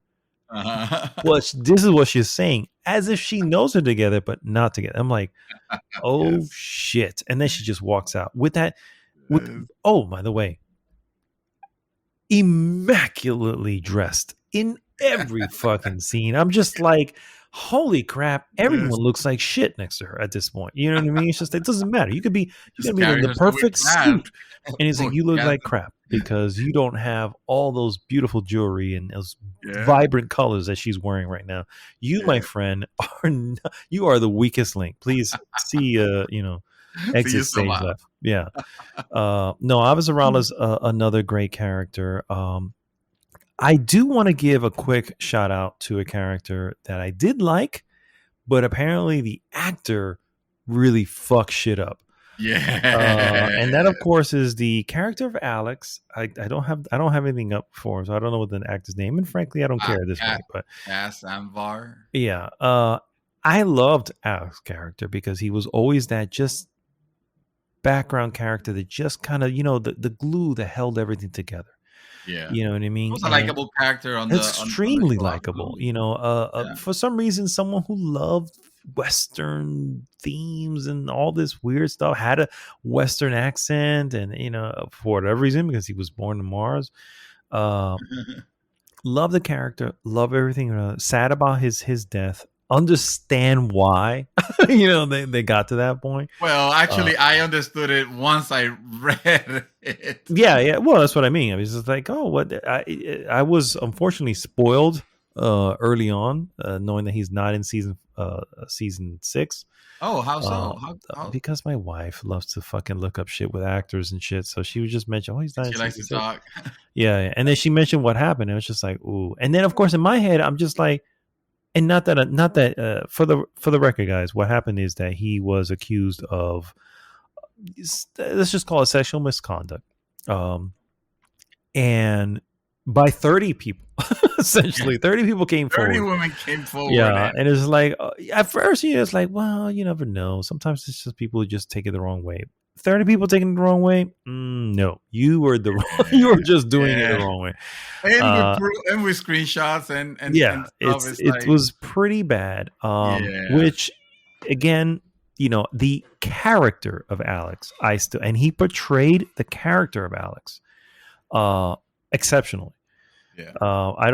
The fact that he got left out and he did that to himself. The actor did that to himself, and it is what it is. And I don't know, and I would love to know if the book has him still in it.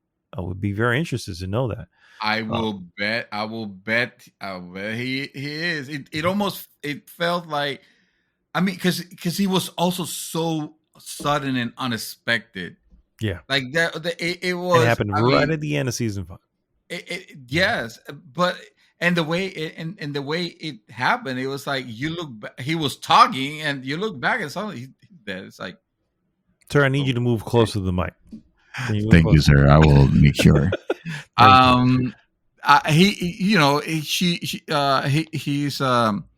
He's on the, I forgot what that little ship that looks like a racing car. The Razorback. Yeah, the Razorback.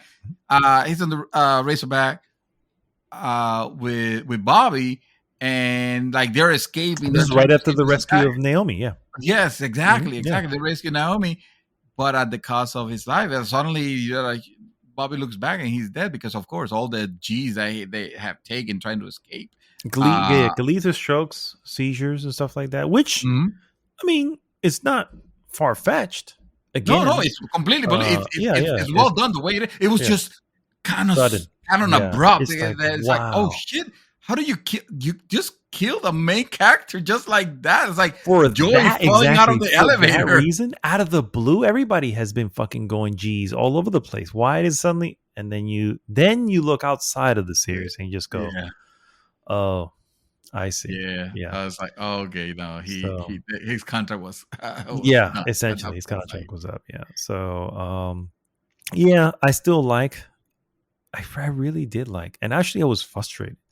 I was really because I already knew every season because I knew probably by season 2 at this point.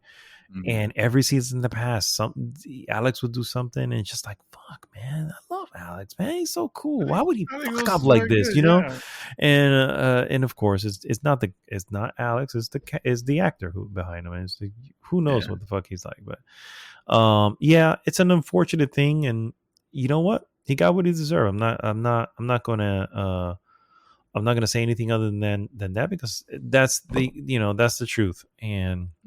Yeah, and not. I mean, one can he say, played his character well, but he played his character well, exactly. We do not fucking condone. Oh hell no, fuck that. Yeah, fuck that. So real quick before I get into the top 5 that I have, and I feel like we need to get into this. We're rolling kind of late here, but I do want to go through some of the comments that were posted on the Expanse review. Thing, and that's first goes Ramiro said, bro, I love this series, haven't finished it yet. I found about it late, I guess. And then Gilbert Rivera says, outstanding show start to finish, wish it didn't end. I agree, sir. I agree 100%. If I have to say one aspect other than the Julie, the Miller Julie Mao thing, which I know seems small, but in reality, it's part of the series. And if you're I would rather you forget about Miller and Julie and bring them back later on in the season than to extend it out unnecessarily. Right. Because then that just feels like fluff, Yeah. which is a typical series thing to be. But the other thing is, unfortunately, yes, Laconia is a planet that clearly had a story to tell, and we will never know at this point. It's possible we'll never know. We might never know. The Romanation, or so the people that the hold the, I guess, the IP, Yeah. Alcon is something like that. Yeah. Alcon Productions. They say that they still consider season 6 to be a pause, and they're still still have plans. Yeah, you can tell. Yeah, Like I said, you have, I've said it. The DNA of the series has always been that the first half of the season is a continuation and conclusion of what's coming over from last season, and then the second half is the introduction to whatever that carries over into the next. So you can tell here, we finished the Marcos and Ares thing at episode 6, and there was that missing second half that we didn't get. It was like, yep, what happened here? But yeah, I mean, that's yeah. I hopefully there's more. I mean, there's definitely more in the books, and frankly, if they never pull the trigger, then I always have the books to go to. Yeah, exactly. Exactly. And there, Alex still lives, possibly. All right, sir, it's time for my top 5 Amos Burton moments, and we should close on this because, like I said, it's already pretty late. But my top 5 Amos Burton moments, sir, and I'm going to start with one of the best moments. Holden and Miller, right? They were completely radiated from Arrows when they were in Arrows. They were trying to get out of it, and they finally made it to the airlock, and they're just basically passed out on top of the airlock. The airlock opens. Miller looks and he sees Julie, but obviously Julie's not there because Julie's dead. She's like, whatever. And then Holden looks and he sees Amos. And Amos, with the most blankest face ever, goes, "You two look like shit." Yes. Oh my God. Simple as that. It's so good, dude. It's one of my, it's like the introduction to, wow, this freaking guy. This character is going to be something more. Oh my God. Amos is his face. It's all in his face. He has the face of almost like a passive maniac, and you don't know what side's gonna come out. It's like so weird. You nailed it. Passive maniac. That is pretty much correct, sir. Pretty much correct. So that's my number 1. My number 2. Speaking of season 4, 2 and 3 are going to be in season 4, and I'm gonna start with this one here. This is season 4. The whole Ilias, New Terra, he's on the planet and whatever, and he's just there, whatever. He meets a certain person, nice woman by the name of Wei, who, they end up, they hit it off. Yeah, they hit it off pretty well, right? And then at some point, because they're on opposite sides, is the way it is, she comes up to him and she's like, "What the hell?" Blah, blah, blah. And Amos goes, "So does this mean we're not fucking anymore?" Yes. And Wei is like, "What? No. I guess no. And then Amos is like, "Cool. See you later then." There was just I fucking love that reaction. It's just like, oh my God, he completely throws her off guard. Yeah. Completely throws her off. Yeah, no, wait. I guess I don't. Yes. Okay, go on. I'll see you later then. Yeah. I guess she's like, no, that's still happening. I'm just pissed off at you for pissing off my folks. That's all. Speaking of her folks, my number 3 is a little confrontation between Amos and Murtry, who we just mentioned. Murtry really calmly says, in what's considered the bar of this little, this little establishment that they have out in Ilias, Murtry says, someday you and I are gonna end up bloody. And Amos is like, how about now? I'm free right now. Yes. It's just he's just this level of too cool, bro. Too cool. Yes. Too cool. He is. He doesn't. It doesn't. You got the feeling that he just doesn't care about anything about life, but it's actually the opposite. The opposite. He cares so much that he's just that he's care for the rest. He doesn't care about his, I mean, he said himself, he's like, if I'm gonna go, I'd rather go fighting. If I'm gonna take a bullet, I'd rather take it up front. To the front, not to the back. He's but it's also little things where when his little romp to Baltimore in season 5, which again, early on I was like, why is he going to fucking Baltimore? What the fuck is going on? I love that because I did too, but I was just like, shit was happening, and I'm like, again, everything needs an Amos, and Amos is there. And it was like, fuck. And so, but Amos was doing his thing. He was settling his affairs. Yeah. And you really, really get a backstory for Amos, and you really realize he has had extremely troubled life. Yeah. He was essentially a child prostitute, to both men and women, you know what I mean? And it's just like, whoa. It explains a lot of his brothel hopping, if you will. Yeah. But at the same time, it's just like, damn. His attitude towards a lot of things. Yeah. And exactly. He did what he did to survive, or what he does to survive. It's like you understand a lot of the reason why he is a passive maniac, but not straight up a bad person, an evil person. He just needed to know he was on the good side. That was his number one thing throughout the entire series. I love the fact that the relationship with. Oh, sorry, I didn't mean to. No, go ahead. No, his relationship with, he's like he's like the relationship with Holden is almost one of like admiration for how good how he keeps making the good choice.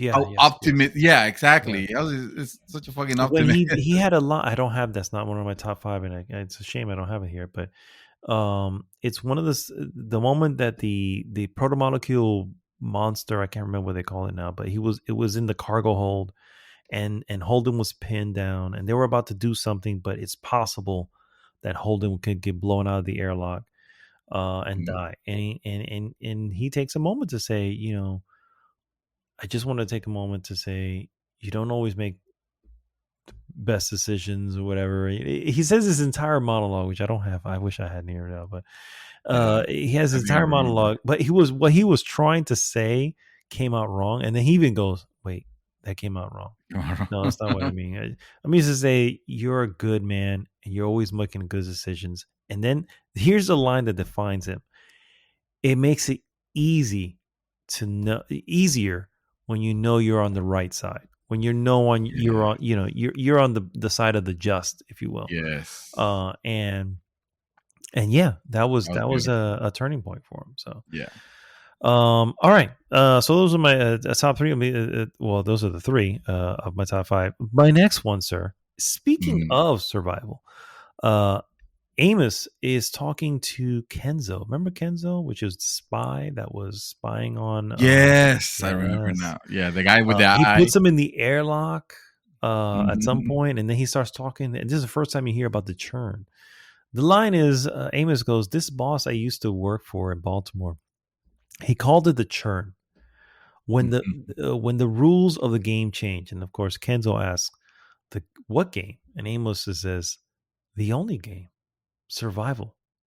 And in that, and that just encapsulates who Amos is. Yes. He's always every decision he makes is for for the surviving. Yeah. And that's what Naomi understood early on before we knew. And Naomi was like, no, he just needs direction. He just needs direction. That's all he needs. It's just he's a different type of person. And that's precious, bro. It's precious to see someone who understands a person, because I say this all the time. There's people I know in my life who are just like, I know they're tough. They're just different. You just got to understand where they're coming from. Once you do, you have the formula to figure out how to make it work. You know what I mean? And that's special. But that does lead to what is probably my favorite, my number 5. And I'm laying this a little bit in opposite order. I should be going 5 to 1, but fuck it, we're going to 5. But it's your favorite. It's my favorite. It has the highest points. It's my favorite. My favorite, sir. Amos befriended a specific botanist, Prax, and he called him his best friend after this particular moment, which like really kind of just hit me. I was like, oh man, a man like this, this is my best friend. He's my only friend or something like that.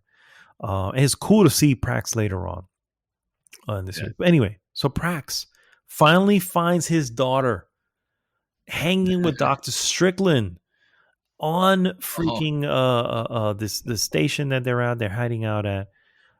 It took a while to get there. Prax is like, stay with them. I have something to take care of. He corners Dr. Strickland, gets a gun to his face, about to pull the trigger. Out of nowhere, a hand comes out of nowhere, puts the hand on the gun and lowers it, and it goes, it's Amos, looks straight at Prax and says, you're not that guy. You're not that guy.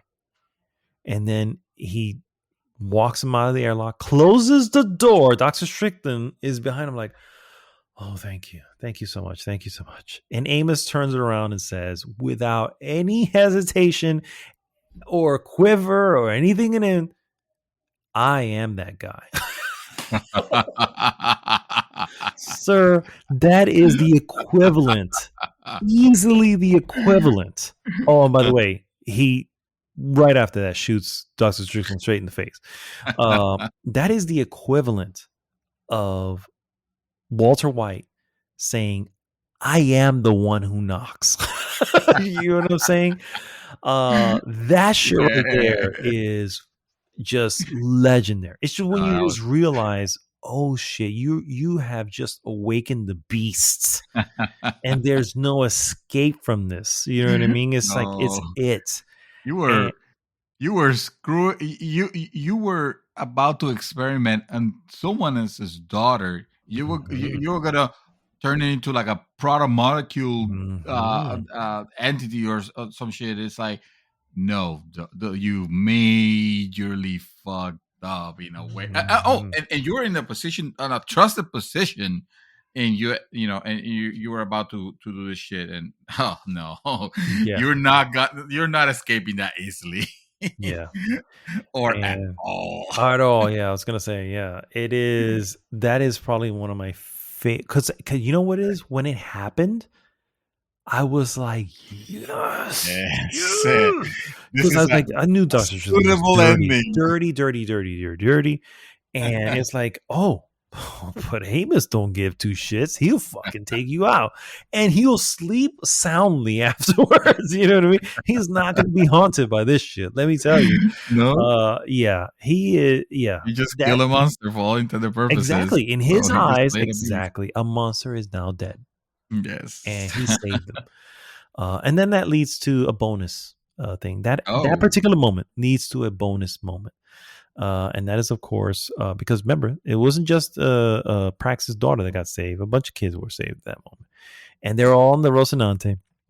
And they're all like, oh, whatever. And he's pouring some shit. And he's pouring like cereal, I think it was, into a bowl. And the kids are all gathered around the table. And he's not even looking as he's pouring this. He's staring at the monitor going, what the fuck is that?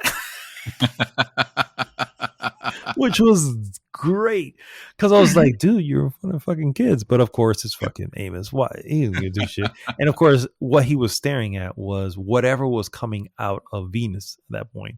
And so it was damn right hilarious, bro. It's just like, wow. That's just, again, encapsulates the character overall. Sir, those are my top 5. Oh no, I don't have a list like that. So I'm just gonna agree with yours because they sound and and that last one was on target perfectly. That's One who of he was. his best moments. There were a lot of moments that I enjoyed with him actually, as he was trudging or along with oh my god, with Clarissa Mao. Clarissa, Peaches. Yeah. Peaches. See, the lovingly nickname Peaches. Yeah, Of she course. was even asked, she's like, "Why do you call me Peaches?" She's like, "I don't know." I don't Just one thing, just and that says it all. It's just it's just something he picked. You know what I mean? Yeah. It's like, okay, Yeah. I guess, yeah. That's Yeah. another thread, by the way. Yeah. She has a 5-year timeline. You know what I mean? It's like fuck, but hey, it is what it is. This is a character. This is another one of those turning characters where at first you can't stand because of the things that she's committed, but at the end you just can't help to not like her. You can't like you want to continue having that, but it's like, and even Naomi had that conflict, Oh, uh, yeah. big time. But I had that conflict with Naomi too when she yeah, freaking true. didn't get rid of the part of molecule sample. I That's was like, true. fuck. That was kind of a And then she gave betrayal. it to It's Fred like, Johnson. I'm like, fuck. yeah, What are you doing? because you Obviously, tell me she at had that her moment, reasons. Yeah. yeah, but at that moment, like with all the trust that Rick, and then of course, fucking Holden is gonna be so forgivable. So I mean, he was pissed off and whatever, but like, of course, he forgives it at He the end. he understood. And then Right? again, that's the mark of a leader. Yeah, See what it is from their angle to see what's going on. You don't have to agree with it, but you can at least come to an understanding about it. yeah. Yeah. And you know what? I'm gonna go ahead and say it. But I really like Joe Miller. Even though yes, his storyline was a little bit more I like Miller. I ground. liked him. Yeah. I freaking love that character. I I don't know did if I not love like. him, but I did like him. Yeah. I know I love him. I think he was great. I think he was like he's acting. The way he portray. I mean, he was very stereotypical. So maybe that's why he didn't jive with a lot of people because he was like very obviously the dejected detective and some of the things that he did that that he was doing, like you said, like visiting the apartment of Julie Ma like twice. So some of his infatuation, like it kind of didn't make sense. But as But you a know what? The moment that he takes off his his suit and cat, everything, and he just kind of embraces her, I'm just like, wow, that's real. oh yeah, That was that's real. It's like, okay, yes, he yes. this is it was something that was missing in his life. You know what I mean? It's like, okay, it's one of And those things. Like sometimes the journey is a little bit of a chore, but the destination and how it resolves itself mhm, sometimes makes up for that journey. And I yeah, said that at the yeah. time. No, It's like the journey and with the him character, and and it doesn't have to necessarily make sense. That's the type of character that he was. And what if he became obsessed Really. with the disappearance of Julie Mao more than just an investigation. Mhm. It was like I'm sure it's get happened. Yeah. personal. And yeah, I'm sure that happens. I mean, he was a very lonely guy at the end of it all Yeah. when you think about it.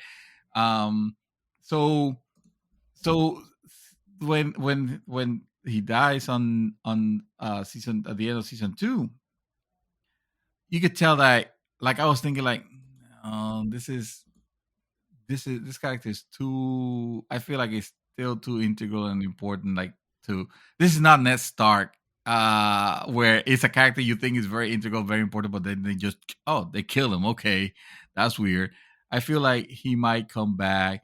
The difference is in the case of Ned Stark, you actually see a body. Mhm. uh, and this actually I realized later on when you said it, and it may remind me of, oh, okay, maybe that's probably why the reason I felt like I haven't seen the last of him.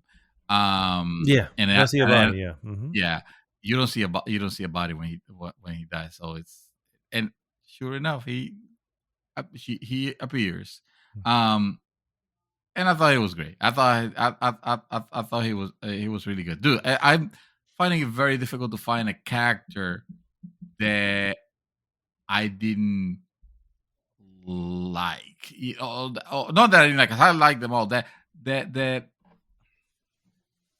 I almost didn't love, because even the evil characters were kind of like Mercury. I loved. Mercury is the only one that I can say. Yeah, you're right. Yeah. Mercury is the only like a little too one dimensional. You're just kind of like, yeah. That's why I didn't care that much for that season, even though I still love. I still enjoyed the season, but Yeah. that character was just like there was no, and I thought there was like at some point he did something that's like, oh, maybe there's a change here. Maybe he's just whatever, and then no, he had an ulterior motive, which was bad. Right. You know, Right, like okay, I guess fine, yeah. Yeah, So, yeah.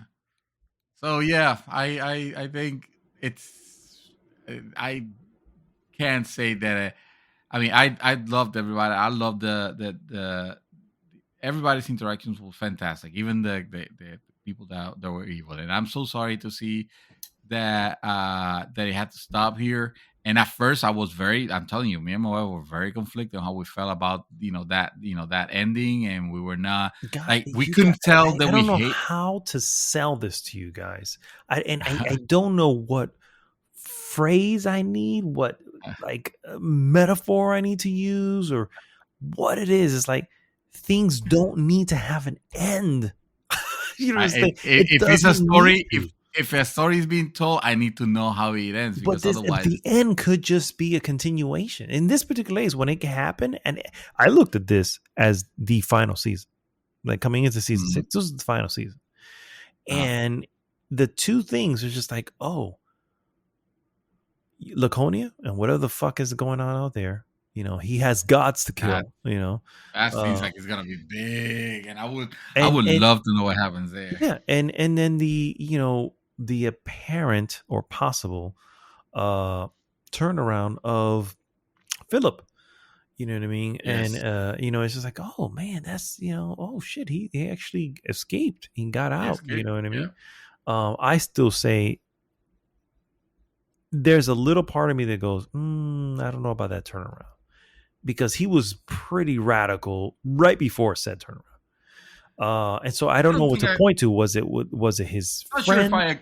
Not sure if I agree 100%. I mean, having seen the last episode today, actually, you kind of turn and makes you remember also the previous episode when he was starting to realize, like, oh yeah, my dad's thing is not.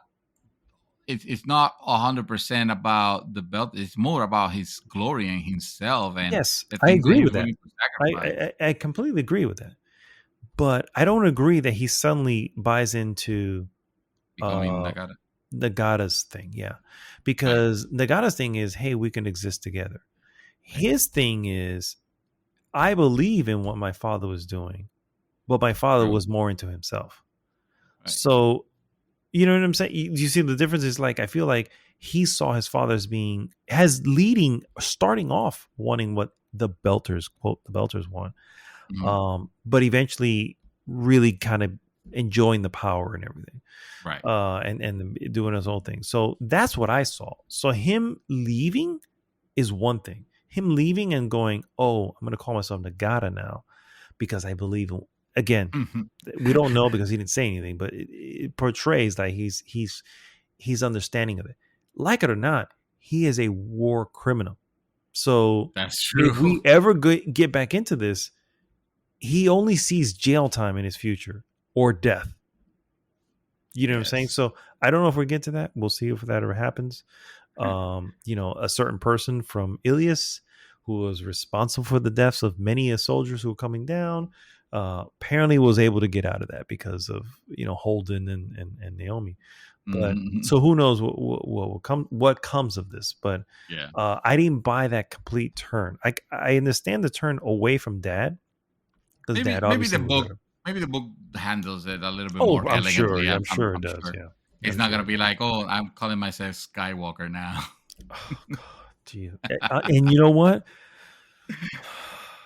You know what? I'm not even gonna say it. I was gonna say this that's not too far from. Although the Skywalker thing is just fucking god awful, and everything leading up to it is god awful. But this is just more. I mean, who knows? Because he can also just go. You know what?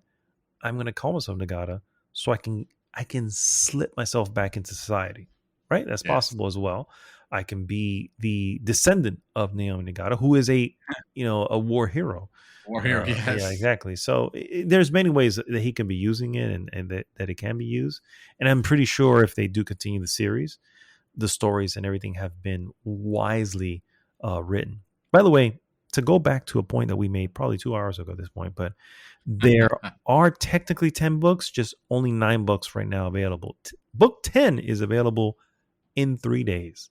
Comes out March 15th. Yeah. So this is continuing. Oh, this probably the closure is gonna happen in a few weeks. Okay, a few weeks. Oh, well, yeah. I guess that's possible. Yeah. But anyway, ladies and gentlemen, that brings us to the end of a massively long episode of GG's The Mouthful Podcast, the real 305. Thanks so much for tuning in. If you haven't already, please go to goodgame.rocks. Join the conversation there. Takes you again right to our Facebook group. And of course, please like, subscribe, share the podcast with everyone. This is Mad Dog signing off this week. I had something to say, but I'm going to just skip it and go to Mr. Dream Twister. Take us home. All right, I'll have some. I'll have you say something if you will, please. For one more time, if you could reprise that lovely voice of Roberta Bobby Draper again.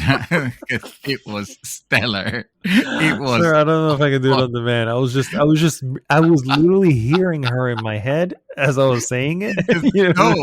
Your head spoke through you. It just said it. It just came out. I love the accents. Dear Lord, I love the accents of this thing. Everyone has a beautiful accent that says something different. The drummer, I love her accent. By the way, I also love just the belter Creole. Just hearing them.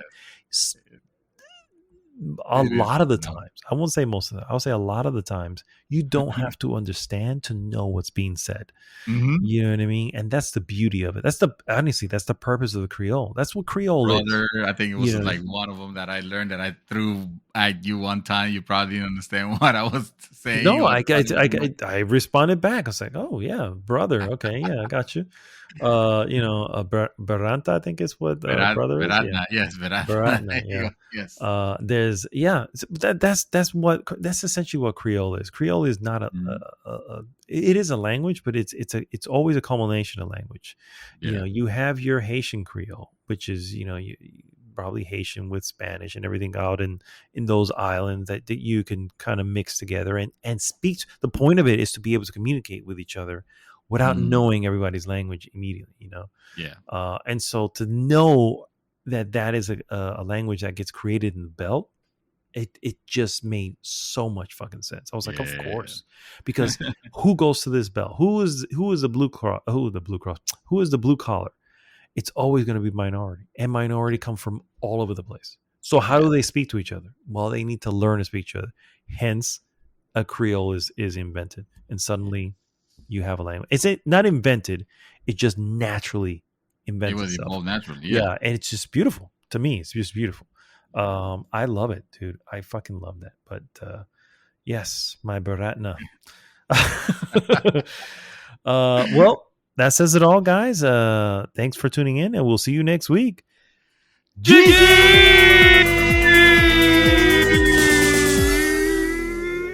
Watch the Expanse again.